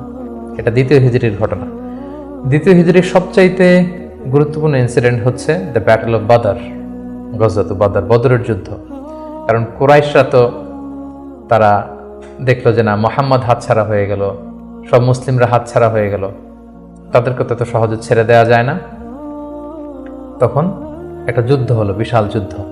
রাসূল সাল্লাল্লাহু আলাইহি ওয়াসাল্লাম একটা ক্যারাভান আটকাতে গেলেন, কিন্তু তারা খবর পাঠালো যে মুহাম্মদ তার সৈন্য নিয়ে অ্যাটাক করছে। তারা 1000 সৈন্য নিয়ে আসলো বদরের প্রান্তরে, মদিনা থেকে 70-80 কিলো দূরে। মুসলমানদের সংখ্যা ছিল মাত্র 314 জন। বিশাল রক্তক্ষয়ী যুদ্ধ হলো। আল্লাহ তাআলা মুসলিমদেরকে ফেরেশতা দিয়ে, আসমানি মাদাদ দিয়ে সাহায্য করলেন। আল্লাহ বললেন, ওয়ালাকাদ নাসারাকুমুল্লাহু বিবাদরি ওয়া আনতুম আদিল্লাহ। আল্লাহ তোমাদেরকে বদরের প্রান্তরে সহায়তা করেছিলেন, তোমরা খুব দুর্বল ছিলে, ফেরেশতা দিয়ে আমি তোমাদেরকে সহযোগিতা করেছি, বিজয় এনে দিয়েছি। মুসলিমরা বিজয় লাভ করলো। 70 জন কুরাইশ নিহত হলো, 70 জন বন্দী হলো, মুসলমানরা জয়লাভ করলো। দ্বিতীয় হিজরির আরেকটা ইনসিডেন্ট হচ্ছে, আমি বলেছি যে 3টা জিউস ট্রাইব, ইহুদি গোত্র ছিল। এর মধ্যে একটা গোত্র কাইনুকা, তারা এক মুসলিম নারীকে তার শ্লীলতাহানি করে এবং তারা চুক্তি ভঙ্গ করে। পরে রাসূল সাল্লাল্লাহু আলাইহি ওয়াসাল্লাম তাদেরকে অবরোধ করলেন এবং মদিনা থেকে বের করে দিলেন, এক্সাইল দিলেন, নির্বাসন। কারণ কি ছিল? তারা চুক্তি ভঙ্গ করেছে। রাসূল সাল্লাল্লাহু আলাইহি ওয়াসাল্লাম কখনো আগ বাড়িয়ে কারোর সাথে বিরোধিতায় জড়াননি, শান্তি নষ্ট করেননি। তিনি মদিনায় যে একটা শান্তিময় সাম্রাজ্য গঠন করবার জন্য মদিনা চার্টার করেছেন, মদিনা সনদ আমরা যেটা বলেছি। কিন্তু সর্বপ্রথম এটা ভঙ্গ করলো কারা? বনু কাইনুকা নামে যে ইহুদি গোত্র আছে তারা। রাসূল সাল্লাল্লাহু আলাইহি ওয়াসাল্লাম তাদেরকে নির্বাসন দিলেন। এবং দ্বিতীয় হিজরিতে রোজার বিধান এবং যাকাতের বিধানকে ফরজ করা হলো। তৃতীয় হিজরির সবচেয়ে গুরুত্বপূর্ণ ঘটনা হচ্ছে উহুদের যুদ্ধ। কারণ 1 বছর আগে দ্বিতীয় হিজরিতে কুরাইশদের 70 জন নিহত হয়েছে, 70 জন বন্দী হয়েছে। তাদের যেই ক্ষত, ঘা, এটা শুকায়নি। সেটা শোধ নেওয়ার জন্য, প্রতিশোধ নেওয়ার জন্য তারা আসলো 3000 সৈন্য নিয়ে। মুসলিমরা ছিল মাত্র 1000। ইনিশিয়ালি রাসূল সাল্লাল্লাহু আলাইহি ওয়াসাল্লামের কিছু দিক নির্দেশনা অমান্য করার কারণে মুসলিমরা পরাজিত হতে আরম্ভ করলো, কিন্তু শেষের দিকে তারা আবার যুদ্ধে একটা ব্যালেন্স তৈরি করলো। কিন্তু তারপরেও 70 জন মুসলিম এই যুদ্ধে শহীদ হয়েছেন। এবং রাসূল সাল্লাল্লাহু আলাইহি ওয়াসাল্লাম তার প্রিয়তম চাচা হামজা ইবনে আব্দুল মুত্তালিব, যাকে সাইয়্যিদুশ শুহাদা ঘোষণা দেওয়া হয়েছে, এবং যে মুসআব ইবনে উমাইরকে দ্য ফার্স্ট অ্যাম্বাসেডর করে তিনি পাঠিয়েছিলেন, এই যুদ্ধে তিনিও শহীদ হয়েছেন। 70 জন সাহাবীকে রাসূল সাল্লাল্লাহু আলাইহি ওয়াসাল্লাম হারিয়েছেন সেই যুদ্ধে। তৃতীয় হিজরিতে রাসূল সাল্লাল্লাহু আলাইহি ওয়াসাল্লাম হাফসা রাদিয়াল্লাহু তাআলা আনহাকে বিয়ে করেন, যায়েনব বিনতে খুজাইমাকে বিয়ে করেন। এবং তৃতীয় হিজরি সনে ফাতেমা রাদিয়াল্লাহু তাআলা আনহা, আলী রাদিয়াল্লাহু তাআলা আনহার ঘরকে উজালা করে রাসূল সাল্লাল্লাহু আলাইহি ওয়াসাল্লামের প্রথম নাতি হাসান রাদিয়াল্লাহু তাআলা আনহু জন্মগ্রহণ করেছিলেন। চতুর্থ হিজরির একটা মর্মান্তিক ঘটনা হচ্ছে বীরে মাউনার ঘটনা। নাজদ থেকে কিছু লোক এসে রাসূল সাল্লাল্লাহু আলাইহি ওয়াসাল্লামকে বললেন, আপনি কিছু সাহাবাকে, কারি সাহাবাকে, হাফেজ সাহাবাদেরকে আমাদের সাথে পাঠান, তারা নজদে এসে আমাদেরকে ইসলাম শেখাবে। রাসূল ইসলাম 70 জন কারি সাহাবাকে বিশ্বাস করে পাঠিয়েছিলেন যে তাদেরকে নিয়ে যাও, তারা ইসলাম শেখাবে, কিন্তু তারা বিশ্বাসঘাতকতা করে এই সাহাবীদেরকে হত্যা করেছিল। এটা বীরে মাউনার ঘটনা। রাসূল ইসলাম অত্যন্ত মর্মাহত হয়েছিলেন। এবং 4th হিজরির আরেকটা ঘটনা হচ্ছে যে বনু নাদির, ইহুদিদের যে দ্বিতীয় গোষ্ঠী, বনু নাদিরকে রাসূল ইসলাম নির্বাসন দিয়েছিলেন, মদিনা থেকে বের করে দিয়েছিলেন। কারণ কি? একই ঘটনা, বিশ্বাসঘাতকতা, দ্য ট্রেচারি, বিশ্বাসঘাতকতার কারণে। রাসূল ইসলাম আবু বকর, ওমর ফারুককে নিয়ে রক্তপণ কালেকশন করবার জন্য সেখানে গিয়েছিলেন, এবং তারা বলল যে হ্যাঁ, আমরা এটাতে অংশগ্রহণ করবো, আপনি আসুন। কিন্তু তারা প্ল্যান করে রেখেছিল যে রাসূল ইসলামকে এমন একটা ঘরের নিচে বসাবেন, যে ঘরের উপর থেকে একজন ইহুদি বড় একটা পাথরের খণ্ড রাসূল ইসলামের মাথায় নিক্ষেপ করবেন, যাতে রাসূল ইসলাম সেখানে নিহত হন। এই প্ল্যান করে রাসূল ইসলামকে ঠিক ওই লোকেশনে যখন ডাকলেন, রাসূল ইসলাম যাচ্ছিলেন, ইন দ্য মিন টাইম আল্লাহ তাআলা রাসূল ইসলামকে সব জানিয়ে দিলেন তাদের কনস্পাইরেসি। জিবরাইল আলাইহিস সালাম বললেন, ইয়া রাসূলুল্লাহ, এই মুহূর্তে এখান থেকে আপনি চলে যান মদিনায়। মদিনায় আসলেন, এসে বিশাল বাহিনী গঠন করে বনু নাদিরকে তিনি ঘেরাও করলেন এবং তাদেরকে এই এলাকা থেকে উৎখাত করলেন এই বিশ্বাসঘাতকতার কারণে। যেহেতু মদিনা চার্টার ছিল, একে অপরের শুভ কামনা করবে, শুভাকাঙ্ক্ষী হবে, মিত্র হিসেবে কাজ করবে, কিন্তু তারা রাসূল ইসলামকে হত্যার ষড়যন্ত্র করেছিল। তাদেরকে রাসূল ইসলাম এখান থেকে বের করে দিলেন। এবং 4th হিজরিতে মদকে আল্লাহ তাআলা হারাম ঘোষণা করলেন। এটা ছিল একটা গুরুত্বপূর্ণ ঘটনা। 5ম হিজরিতে অনেকগুলো ঘটনা ঘটেছে, এর মধ্যে অন্যতম হচ্ছে বনু মুস্তালিকের যুদ্ধ হয়েছিল। তারা রাসূল ইসলামকে অতর্কিত আক্রমণ করতে চেয়েছিল, রাসূল ইসলাম আগেই তাদেরকে আক্রমণ করে এলাকা দখল করলেন। এবং সেখান থেকে ফিরে আসবার সময় ইফকের যে ঘটনা আমরা জানি, আম্মা জান আয়েশা রাদিয়াল্লাহু তাআলা আনহাকে অপবাদ দেয়া হয়েছিল। সফওয়ান ইবনে মুআত্তাল রাদিয়াল্লাহু তাআলা আনহুর সাথে তার অবৈধ সম্পর্ক আছে বলে মুনাফিকরা ছড়িয়ে দিয়েছিল, নাউযুবিল্লাহ। এবং আল্লাহ তাআলা আরশের উপর থেকে তিনি আম্মা জান আয়েশার পবিত্রতা ঘোষণা করেছেন। সুবহানাল্লাহি ওয়া বিহামদিহি। এই ঘটনা 5ম হিজরিতে ঘটেছিল। এবং 5ম হিজরির সবচেয়ে ভয়ানক ঘটনা হচ্ছে আহজাবের যুদ্ধ বা খন্দকের যুদ্ধ। ইহুদি 2টা গোষ্ঠী, তারা যখন মদিনা থেকে নির্বাসিত হলো তাদের বিশ্বাসঘাতকতার কারণে, তারা যে কুরাইশদের লিডারদেরকে ফুসলাতে লাগলো, গাতাফান গোত্রের লিডারদেরকে ফুসলাতে লাগলো, আরবদেরকে ফুসলাতে লাগলো যে মুহাম্মদ কিন্তু তার দলবল নিয়ে দিনকে দিন শক্তিশালী হচ্ছে, এখনই সময়, এবছর যদি আমরা তাকে অ্যাটাক করে পরাহত করতে না পারে আমরা আটকাতে পারবো না। ফুসলাতে প্রভোগ করতে করতে তারা 10,000 সৈন্য জমা করলো এবং তারা প্ল্যান করলো যে আমরা 10,000 অ্যাটাক করব। আর ইহুদিদের একটা গোত্র ছিল বনু কুরাইজা, তারা এখনো পর্যন্ত কোনো চুক্তি ভঙ্গ করেনি, ফলে আপ আনটিল দ্যাট টাইম তাদের সাথে রাসূল ইসলামের সুসম্পর্ক ছিল এক ধরনের। তারা প্ল্যান করলো কোনোভাবে আমরা ভেতর থেকে বিশ্বাসঘাতকতার জন্য বনু কুরাইজাকে আমরা বলবো। তারা সেটাই করলো, 10,000 সৈন্য মদিনাতে অ্যাটাক করলো। এখন রাসূল ইসলাম কি করবেন? এই ছোট্ট বাহিনী নিয়ে তো 10,000 শক্তিশালী বাহিনীকে সামলানো সম্ভব নয়। রাসূল ইসলাম মিটিং করলেন, কনসাল্ট করলেন। সালমান আল ফারিসি তিনি বললেন যে আমরা আমাদের পারস্যে যুদ্ধের অনেকগুলো মাধ্যমের একটা মাধ্যম হচ্ছে ট্রেঞ্চ খনন করি, পরীক্ষা খনন করি।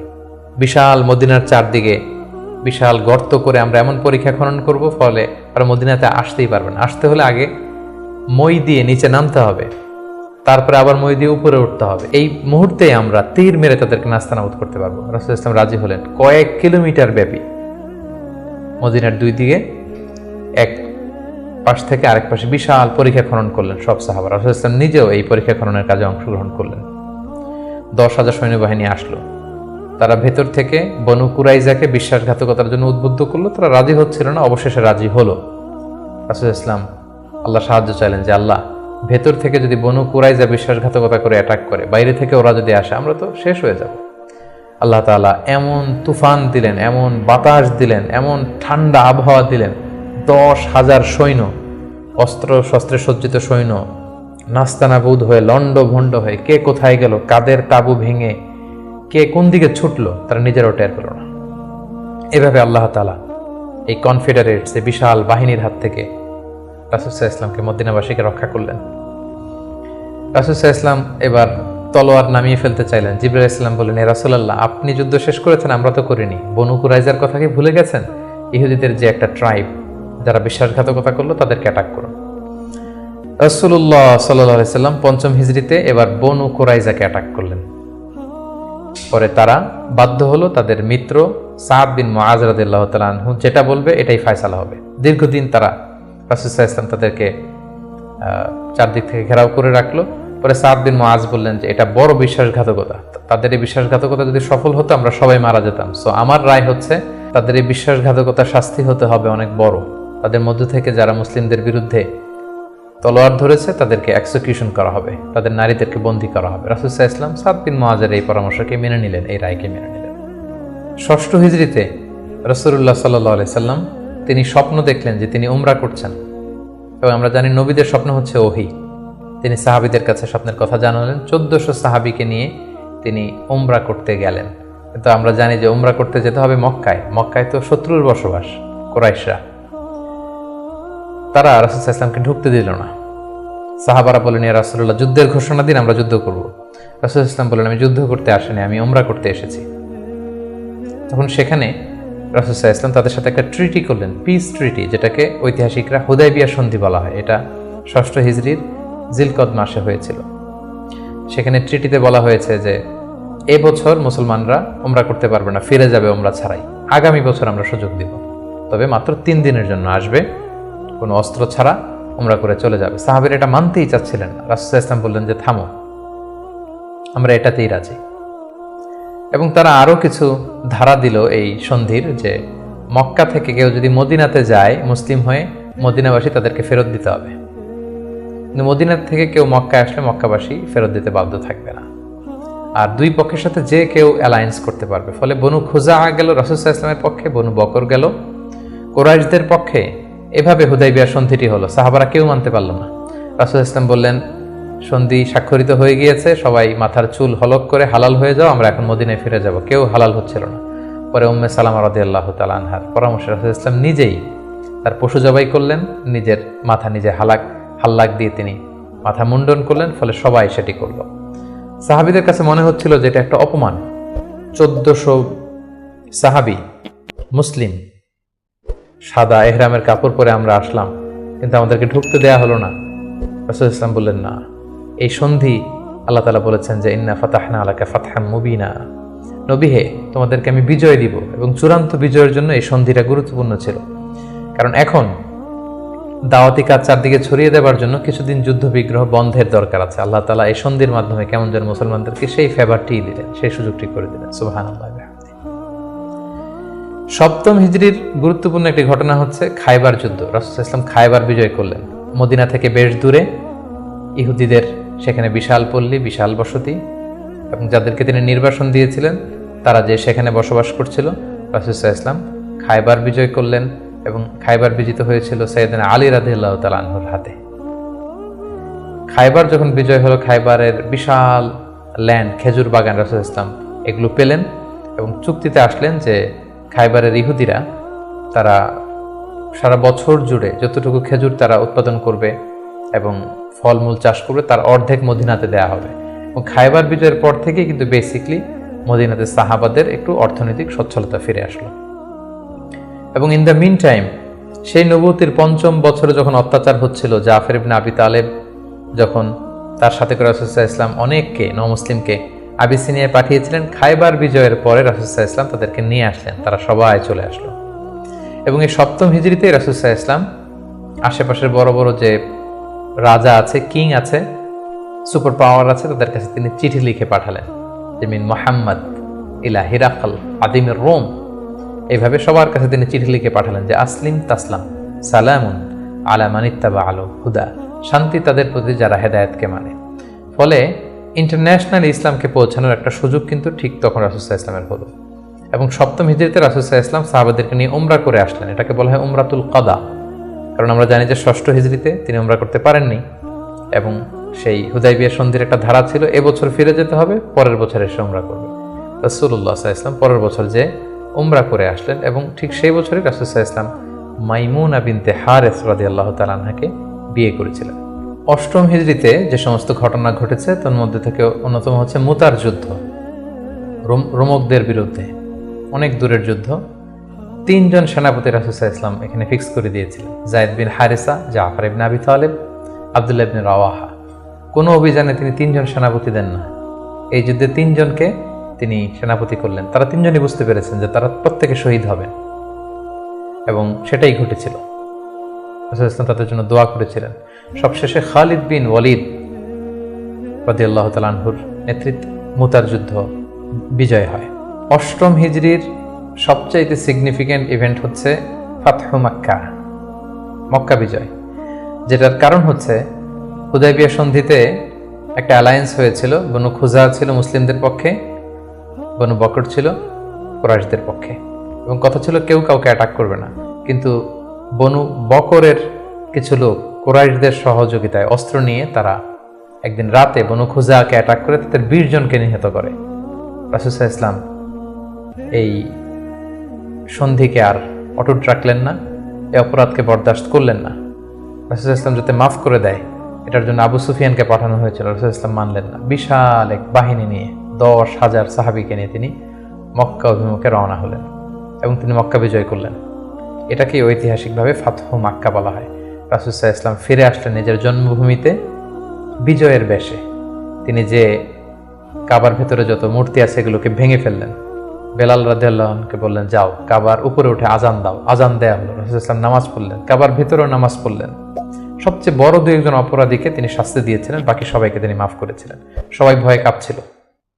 রাসূল সাল্লাল্লাহু আলাইহি ওয়াসাল্লাম বললেন যে লা তাসরিবা আলাইকুমুল ইয়াউম, আজকে তোমাদের প্রতি কোনো আক্রোশ নেই, তোমরা আমাদের ভাই, আমার আত্মীয়, আমরা একই এলাকার লোক। রাসূল সাল্লাল্লাহু আলাইহি ওয়াসাল্লাম ক্ষমা করে দিলেন, এবং রাসূল সাল্লাল্লাহু আলাইহি ওয়াসাল্লামের ক্ষমার এই নমুনা দেখে সবাই মুসলিম হয়ে গেল। রাসূল সাল্লাল্লাহু আলাইহি ওয়াসাল্লামের হাতে হাত রেখে শাহাদা পাঠ করল। এভাবে মক্কা বিজয় হয়ে গিয়েছিল। মক্কা বিজয়ের পর অষ্টম হিজরির আরেকটা বড় ইনসিডেন্ট হচ্ছে হুনাইনের যুদ্ধ। মক্কাতে রাসূল সাল্লাল্লাহু আলাইহি ওয়াসাল্লাম 19 দিন অবস্থান করলেন। তার মদিনাতে ফিরে আসার আগেই বনু সাকিফ, বনু হাওয়াজিন, যারা তায়েফের অধিবাসী, তারা রাসূল সাল্লাল্লাহু আলাইহি ওয়াসাল্লামের উপর অ্যাটাক করার প্ল্যান করলো। রাসূল সাল্লাল্লাহু আলাইহি ওয়াসাল্লাম তাদের প্রতি অভিযান পরিচালনা করলেন। হুনাইন নামক জায়গায় যুদ্ধ হলো। শুরুতে মুসলমানরা পরাস্ত হয়েছিল, কিন্তু পরবর্তীতে মুসলমানরা বিজয় লাভ করল, এবং এযাবৎকালে সবচাইতে বেশি গানিমাত, যুদ্ধলব্ধ সম্পদ রাসূল সাল্লাল্লাহু আলাইহি ওয়াসাল্লাম এই হুনাইনের যুদ্ধ থেকে তিনি পেয়েছিলেন। এবং এই যুদ্ধে রাসূল সাল্লাল্লাহু আলাইহি ওয়াসাল্লামের সেই দুধমা হালিমা, দুধবোন শাইমা, তারা বন্দী হয়ে এসেছিল। রাসূল সাল্লাল্লাহু আলাইহি ওয়াসাল্লাম তাদেরকে চিনতে পারলেন, তাদেরকে ক্ষমা করে দিলেন, তাদেরকে অনেক উপর হুকুম দিলেন। নবম হিজরিকে বলা হয় দ্য ইয়ার অফ ডেলিগেশনস, আমাল উফুদ। ইসলাম যেহেতু এখন একটা স্থিতিশীল, শক্তিশালী অবস্থায় আছে, মুসলিম সাম্রাজ্য পৃথিবীর বিভিন্ন দেশ থেকে রাসূল সাল্লাল্লাহু আলাইহি ওয়াসাল্লামের সাথে অ্যালায়েন্স করার জন্য, জোট করার জন্য, তারা নিজেদের সমর্থন দেওয়ার জন্য অথবা শাহাদা পাঠ করে মুসলিম হওয়ার জন্য রাসূল সাল্লাল্লাহু আলাইহি ওয়াসাল্লামের কাছে এই বছর এসে, নবম হিজরিতে এসে দেখা করতে লাগলো। এবং নবম হিজরিতে একটা বড় যুদ্ধ হয়েছিল, যেটাকে তাবুকের যুদ্ধ বলা হয়। নবম হিজরির রজব মাসে রাসূল সাল্লাল্লাহু আলাইহি ওয়াসাল্লাম রোমানদের বিরুদ্ধে যুদ্ধ করার জন্য তিনি অভিযান পরিচালনা করেছিলেন। এবং এই সময়টা ছিল প্রচণ্ড গরমের সময় এবং খেজুর পাকার মুহূর্ত। ফসল পেকেছে, ফসল কেটে ঘরে উঠাতে হবে, প্রচণ্ড গরম, সফরের দূরত্ব অনেক বেশি। মুনাফিকরা নানা তাল বাহানায় রাসূল সাল্লাল্লাহু আলাইহি ওয়াসাল্লামের কাছে ওজর আপত্তি করলো, রাসূল সাল্লাল্লাহু আলাইহি ওয়াসাল্লাম মেনে নিলেন। আর মুসলিমদেরকে নিয়ে রাসূল সাল্লাল্লাহু আলাইহি ওয়াসাল্লাম তাবুকে গেলেন। তাবুকে যে রাসূল সাল্লাল্লাহু আলাইহি ওয়াসাল্লাম সেখানে 20 দিন অবস্থান করলেন। আসলে সেখানে কোনো যুদ্ধ হয়নি, মুমিনদের ইমানি পরীক্ষার জন্য আল্লাহ তাআলা সর্বশেষ পরীক্ষাটা করলেন। মুসলিমদের এই বিশাল বাহিনী দেখে রোমান সাম্রাজ্যের সৈনিকেরা তারা যুদ্ধ করতে অস্বীকৃতি জানালো। যুদ্ধ ছাড়াই বিজয়ের বেশে রাসূল সাল্লাল্লাহু আলাইহি ওয়াসাল্লাম তাবুক থেকে ফিরে আসলেন। ফিরে আসার পথে রাসূল সাল্লাল্লাহু আলাইহি ওয়াসাল্লামকে জানানো হলো যে মুনাফিকরা একটা বিশেষ মসজিদ বানিয়েছে, সেখানে আপনাকে নিতে চায়। আপনি যে একবার নামাজ পড়াবেন, তারপরে সেখানে তারা ষড়যন্ত্র করবে। তাই তাদের ষড়যন্ত্রের মূলোৎপাটনের জন্য আপনি মদিনাতে ফেরার আগেই এই মসজিদকে জ্বালিয়ে দিবেন। আল্লাহ তাআলার অর্ডার। এই মসজিদের নাম হচ্ছে মসজিদে দিরার। মুমিনদের মধ্যে ডিভাইডেশন, ক্ষতি এবং সমাজের মধ্যে ক্যাওস সৃষ্টি করার জন্য, মুসলিমদের মধ্যে ঐক্যের মধ্যে ভাঙন তৈরি করবার জন্য তারা এই মসজিদ তৈরি করেছে। রাসূল সাল্লাল্লাহু আলাইহি ওয়াসাল্লাম পাঠালেন সাহাবীদেরকে, এই মসজিদকে জ্বালিয়ে দেয়া হলো। এবং এই নবম হিজরিতেই তায়েফের বনু সাকিব গোত্র এসে ইসলাম ধর্ম গ্রহণ করলো। এবং রাসূলুল্লাহ সাল্লাল্লাহু আলাইহি ওয়াসাল্লাম নবম হিজরিতে আবু বকর রাদিয়াল্লাহু তাআলা আনহুকে হজের আমির বানিয়ে হজে পাঠালেন। বললেন যে আবু বকর, যাও, তুমি যে এবার হজের লিডিং তুমি দিবে আর বলে আসবে যে আগামী বছর 10ম হিজরিতে আমি নবী হজে যাব, এবং বলে দিয়ে আসবে যে আগামী বছর থেকে কোনো মুশরিক আর হজ করতে পারবে না। রাসূল সাল্লাল্লাহু আলাইহি ওয়াসাল্লামের নির্দেশনা পেয়ে 9ম হিজরিতে আবু বকর রাদিয়াল্লাহু তাআলা আনহু তিনি হজ পরিচালনার জন্য গেলেন, এবং যাওয়ার পথে পথিমধ্যে সকল আরব গোত্রগুলোকে তিনি জানিয়ে দিলেন যে আগামী বছর কিন্তু নবী হজে আসবে, ফলে কোনো মুশরিক আর আগামী বছর থেকে হজের সুযোগ পাবে না। এবং এই 9ম হিজরিতে রাসূল সাল্লাল্লাহু আলাইহি ওয়াসাল্লাম জাজিরাতুল আরবের বিভিন্ন এলাকায় ইসলামের দাওয়াত পৌঁছানোর জন্য বিভিন্ন সাহাবাদেরকে দায়িত্ব দিয়ে দাঈ ইলাল্লাহ হিসেবে পাঠিয়েছেন। এবং ঠিক তখনই আল্লাহ তাআলা আয়াত নাজিল করলেন, ওয়ারাআইতান নাসা ইয়াদখুলুনা ফি দীনিল্লাহি আফওয়াজা, অর্থাৎ হে নবী আপনি দেখবেন দলে দলে জাজিরাতুল আরবে লোকজন ইসলামের ছায়াতলে চলে আসছে। এবং সেটাই হলো, দলে দলে লোকজন ইসলাম ধর্ম গ্রহণ করতে লাগলো। 10ম হিজরিতে রাসূল সাল্লাল্লাহু আলাইহি ওয়াসাল্লাম মুআয ইবনে জাবালকে আলী রাদিয়াল্লাহু তাআলা আনহুকে ইয়ামানে পাঠালেন, খালিদ বিন ওয়ালিদকে নাজরানে পাঠালেন, এবং 10ম হিজরিতে রাসূল সাল্লাল্লাহু আলাইহি ওয়াসাল্লাম হজে বের হলেন।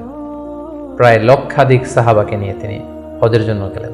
সহিহ মুসলিমের বর্ণনা, জাবের রাদিয়াল্লাহু তাআলা আনহু বলেন, মদিনা থেকে জুলহুলাইফা থেকে হেরাম বেদে রাসূল সাল্লাল্লাহু আলাইহি ওয়াসাল্লাম যখন বেরোলেন, আমি তাকিয়ে দেখি ডানে হাজার হাজার সাহাবী, বায়ে হাজার হাজার সাহাবী, সামনে পেছনে হাজার হাজার মানুষ। যেখান দিয়ে যাচ্ছে লোকজন রাসূল সাল্লাল্লাহু আলাইহি ওয়াসাল্লামের কাফেলার সাথে হজের জন্য যুক্ত হচ্ছে।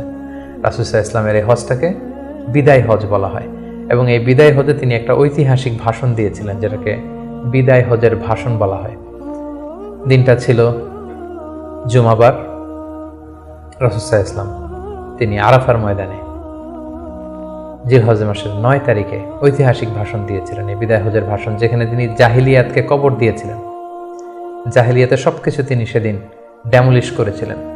সুদকে তিনি পায়ের নিচে স্থান দিয়েছিলেন, এবং সেখানে তিনি মানবতার কথা বলেছেন, উইমেন রাইটসের কথা বলেছেন, নারী অধিকারের কথা, শ্রমিকদেরকে নিয়ে তিনি সেদিন কথা বলেছেন, সেখানে ভ্রাতৃত্বের কথা তিনি বলেছেন, সেখানে শিরকের বিরুদ্ধে তিনি আওয়াজ তুলেছেন। সেই ঐতিহাসিক বিদায় হজের ভাষণে তিনি মানুষদেরকে কল্যাণের পথে আহ্বান করেছেন, এবং তিনি বলেছেন আমিরের আনুগত্যের কথা। এভাবে তিনি সেই ঐতিহাসিক ভাষণটি দিয়েছিলেন, এবং সবশেষে তিনি বলেছিলেন যে তোমাদের মাঝে আমি 2টি জিনিস রেখে গেলাম। ইঙ্গিত দিচ্ছিলেন যে আমার সময় শেষ হয়ে এসেছে, তোমাদের মাঝে 2টি জিনিস, I have left behind 2 things to you, 2টা জিনিস রেখে গেলাম।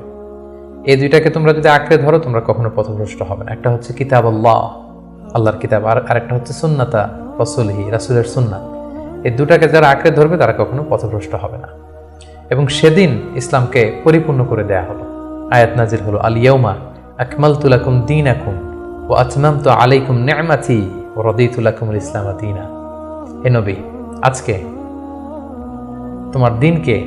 তোমাদের জন্য দিনকে আমি পরিপূর্ণ করলাম, তোমার প্রতি আমার নেয়ামতের বাড়িধারাকে পরিপূর্ণ করলাম, এবং ইসলামকে তোমাদের জন্য দিন হিসেবে দিয়ে আমি আল্লাহ সন্তুষ্ট হলাম। এটাই ছিল রাসূল সাল্লাল্লাহু আলাইহি ওয়াসাল্লামের সেই ঐতিহাসিক বিদায় হজের ভাষণ, এবং সেটি ঘটেছিল 10ম হিজরিতে। হজ শেষ করে রাসূল সাল্লাল্লাহু আলাইহি ওয়াসাল্লাম মদিনাতে এসে তিনি রোমানদের বিরুদ্ধে যুদ্ধের জন্য রাসূল সাল্লাল্লাহু আলাইহি ওয়াসাল্লামের একজন প্রিয় সাহাবী উসামা বিন যায়েদ রাদিয়াল্লাহু তাআলা আনহুকে নেতা করে পাঠিয়েছিলেন, কিন্তু তিনি যেতে পারেননি। মদিনা থেকে বের হওয়ার কিছুদিন পরই তিনি শুনতে পেলেন যে রাসূল সাল্লাল্লাহু আলাইহি ওয়াসাল্লাম অসুস্থ। 11 হিজরির কথা। রাসূল সাল্লাল্লাহু আলাইহি ওয়াসাল্লাম অত্যন্ত অসুস্থ হয়ে পড়লেন, এবং সেই অসুস্থতা থেকে তিনি আর সুস্থ হয়ে উঠলেন না, এবং সেই অসুস্থতার কারণে রাসূল সাল্লাল্লাহু আলাইহি ওয়াসাল্লাম ইন্তেকাল করলেন। হিজরি 11 সনে রবিউল আউয়াল মাসের 12 তারিখ সোমবার রাসূলুল্লাহ সাল্লাল্লাহু আলাইহি ওয়াসাল্লাম এই পৃথিবী থেকে বিদায় নিলেন, এবং তিনি আম্মাজান আয়েশা রাদিয়াল্লাহু তাআলা আনহার কোলের মধ্যে মাথা রেখে আম্মাজান আয়েশা রাদিয়াল্লাহু তাআলা আনহার ঘরের ভেতরে তিনি ইন্তেকাল করেছিলেন। ইন্তেকালের আগে তিনি বারবার বেহুশ হয়ে যাচ্ছিলেন, এবং পানি আনতে বলছিলেন। পানির মধ্যে হাত ঢুকিয়ে তিনি চেহারার মধ্যে পানি লাগাচ্ছিলেন, আর বলছিলেন ইন্না লিল মাউতি লা সাকারাত, হায়রে মৃত্যুর এতই যন্ত্রণা, মৃত্যুর এত কষ্ট। রাসূল সাল্লাল্লাহু আলাইহি ওয়াসাল্লাম আম্মাজান আয়েশা রাদিয়াল্লাহু তাআলা আনহার হাতে মেসওয়াক দেখে, তার শ্যালক যখন মেসওয়াক করছিল তিনি সেখানে ফেল করে তাকিয়েছিলেন। আম্মাজান আয়েশা বুঝতে পেরেছিলেন যে তিনি মেসওয়াক করবেন। তিনি নিজ হাতে মেসওয়াকটি নিয়ে চিবিয়ে নরম করে রাসূল সাল্লাল্লাহু আলাইহি ওয়াসাল্লামের মুখে দিয়েছিলেন। তিনি ইন্তেকালের আগে মেসওয়াক করেছিলেন, এবং তিনি ইন্তেকালের আগে বলেছিলেন আসসালাত আসসালাত, উম্মতেরা নামাজ নামাজ, নামাজকে তোমরা ভুলে যেও না। ওমা মালাকাত আইমানুকুম, এবং তোমাদের কর্মচারীদের প্রতি, শ্রমিকদের প্রতি তোমরা অবিচার করো না। এই কথাগুলো বলে তিনি সর্বশেষ যে বাক্যটি উচ্চারণ করেছিলেন সেটি হচ্ছে মা আল্লাযীনা আনআমা আল্লাহু আলাইহিম মিনান নাবিয়্যিন ওয়াস-সিদ্দীকিন ওয়াশ-শুহাদাই ওয়াস-সালিহিন, অর্থাৎ হে আল্লাহ, নবী, সিদ্দিক, শুহাদা, সালেহ তাদের সাথে যেন আমি থাকি। আল্লাহুম্মা ইলা রাফিকিল আ'লা, আমি আমার প্রিয়তম বন্ধু আল্লাহ তাআলার কাছে ফিরে যাই। এই কথা বলেই তিনি নিস্তব্ধ হয়ে গিয়েছেন এবং গোটা উম্মাকে দুঃখের সাগরে ভাসিয়ে খাতামুন নবিয়্যিন সাইয়্যিদুল মুরসালিন রাহমাতাল লিল আলামিন তিনি তার শেষ নিঃশ্বাস ত্যাগ করেন। এবং নবীরা যেখানে মারা যায় সেই জায়গাটি পবিত্র। নবীরা যেখানে ইন্তেকাল করেন সেখানেই তাদেরকে কবরস্থ করা হয়। রাসূল সাল্লাল্লাহু আলাইহি ওয়াসাল্লামকে আম্মাজান আয়েশা রাদিয়াল্লাহু তাআলা আনহার ঘরেই কবরস্থ করা হয়েছে এবং আজও মসজিদে নববীর পাশে সবুজ মিম্বারের নিচে পেয়ারা নবী আল্লাহর হাবিব সাল্লাল্লাহু আলাইহি ওয়াসাল্লাম মাহমুদ রাসূলুল্লাহ সাল্লাল্লাহু আলাইহি ওয়াসাল্লাম সেখানে শায়িত আছেন। সম্মানিত সুধী, এ পর্যায়ে আমরা খুব সংক্ষিপ্ত পরিসরে রাসূল সাল্লাল্লাহু আলাইহি ওয়াসাল্লামের জীবনী থেকে আমরা কিছু লাইফ লেসন নিয়ে আসবো যে আমরা কি শিখতে পারি রাসূল সাল্লাল্লাহু আলাইহি ওয়াসাল্লামের জীবনী থেকে। প্রথম যেই লেসনটা আমরা উল্লেখ করতে চাই সেটা হচ্ছে রাসূল সাল্লাল্লাহু আলাইহি ওয়াসাল্লাম খুব বড় মনের মানসিকতার অধিকারী ছিলেন, বড় হৃদয়ের অধিকারী ছিলেন। তিনি সবার জন্য ছিলেন। He use to think beyond the narrow borders. তিনি বড় হৃদয়ের অধিকারী ছিলেন, কখনো ন্যারো মাইন্ডেড ছিলেন না। উনি সবাইকে অ্যাকোমোডেট করতে চাইতেন। এজন্য আল্লাহ তাআলা বলেছেন যে ওমা আরসালনাকা ইল্লা রাহমাতাল লিল আলামিন, হে নবী, আপনাকে আমি গোটা বিশ্ববাসীর জন্য রহমত করে প্রেরণ করেছি। তিনি শুধু আমাদের জন্য রহমত নন, মুসলিমদের জন্য রহমত নন, শুধু মুসল্লিদের জন্য রহমত নন, তিনি আলামিন, বিশ্ববাসীর জন্য রহমত। He is for all and his teaching is for all. রাসূল সাল্লাল্লাহু আলাইহি ওয়াসাল্লামের শিক্ষা, দিক নির্দেশনা, তার দেয়া হেদায়েত, এগুলো সবার জন্য। এটা আমরা জানতে পারলাম। দ্বিতীয় যে শিক্ষাটা আমরা পাই সেটা হচ্ছে রাসূল সাল্লাল্লাহু আলাইহি ওয়াসাল্লাম সবসময় সংঘবদ্ধ জীবনযাপন করেছেন। আমরা যদি দেখি মক্কাতে সংঘবদ্ধ, মদিনাতে সংঘবদ্ধ, যেখানে তিনি ছিলেন সংঘবদ্ধ ছিলেন। এবং আমরা যেন ইউনাইটেড থাকি, কোরআনের শিক্ষাটা তিনি বারবার বলেছেন ওয়ালা তাফাররাকু, তোমরা বিচ্ছিন্ন হয়ো না, তোমরা আলাদা হয়ে জীবনযাপন করো না, বরং তোমরা সংঘবদ্ধ জীবনযাপন করো। রাসূল সাল্লাল্লাহু আলাইহি ওয়াসাল্লামের জীবনী থেকে আমরা এই শিক্ষাটাও পাই। 3 নম্বর যে শিক্ষাটি আমরা পাই রাসূল সাল্লাল্লাহু আলাইহি ওয়াসাল্লামের জীবনী থেকে সেটা হচ্ছে তিনি পিস লাভার ছিলেন, শান্তিকামী। কখনো সংঘাতে সহজে বিরোধে জড়াতে চাইতেন না, সবসময় শান্তি প্রতিষ্ঠায় তিনি অগ্রগামী ছিলেন। আমরা যদি দেখি যে কুরাইশদের সাথেও কিন্তু তিনি পিস ট্রিটি করেছেন, শান্তি চুক্তি। সাহাবারা রাজি হচ্ছিলেন না, কিন্তু তিনি করেছেন।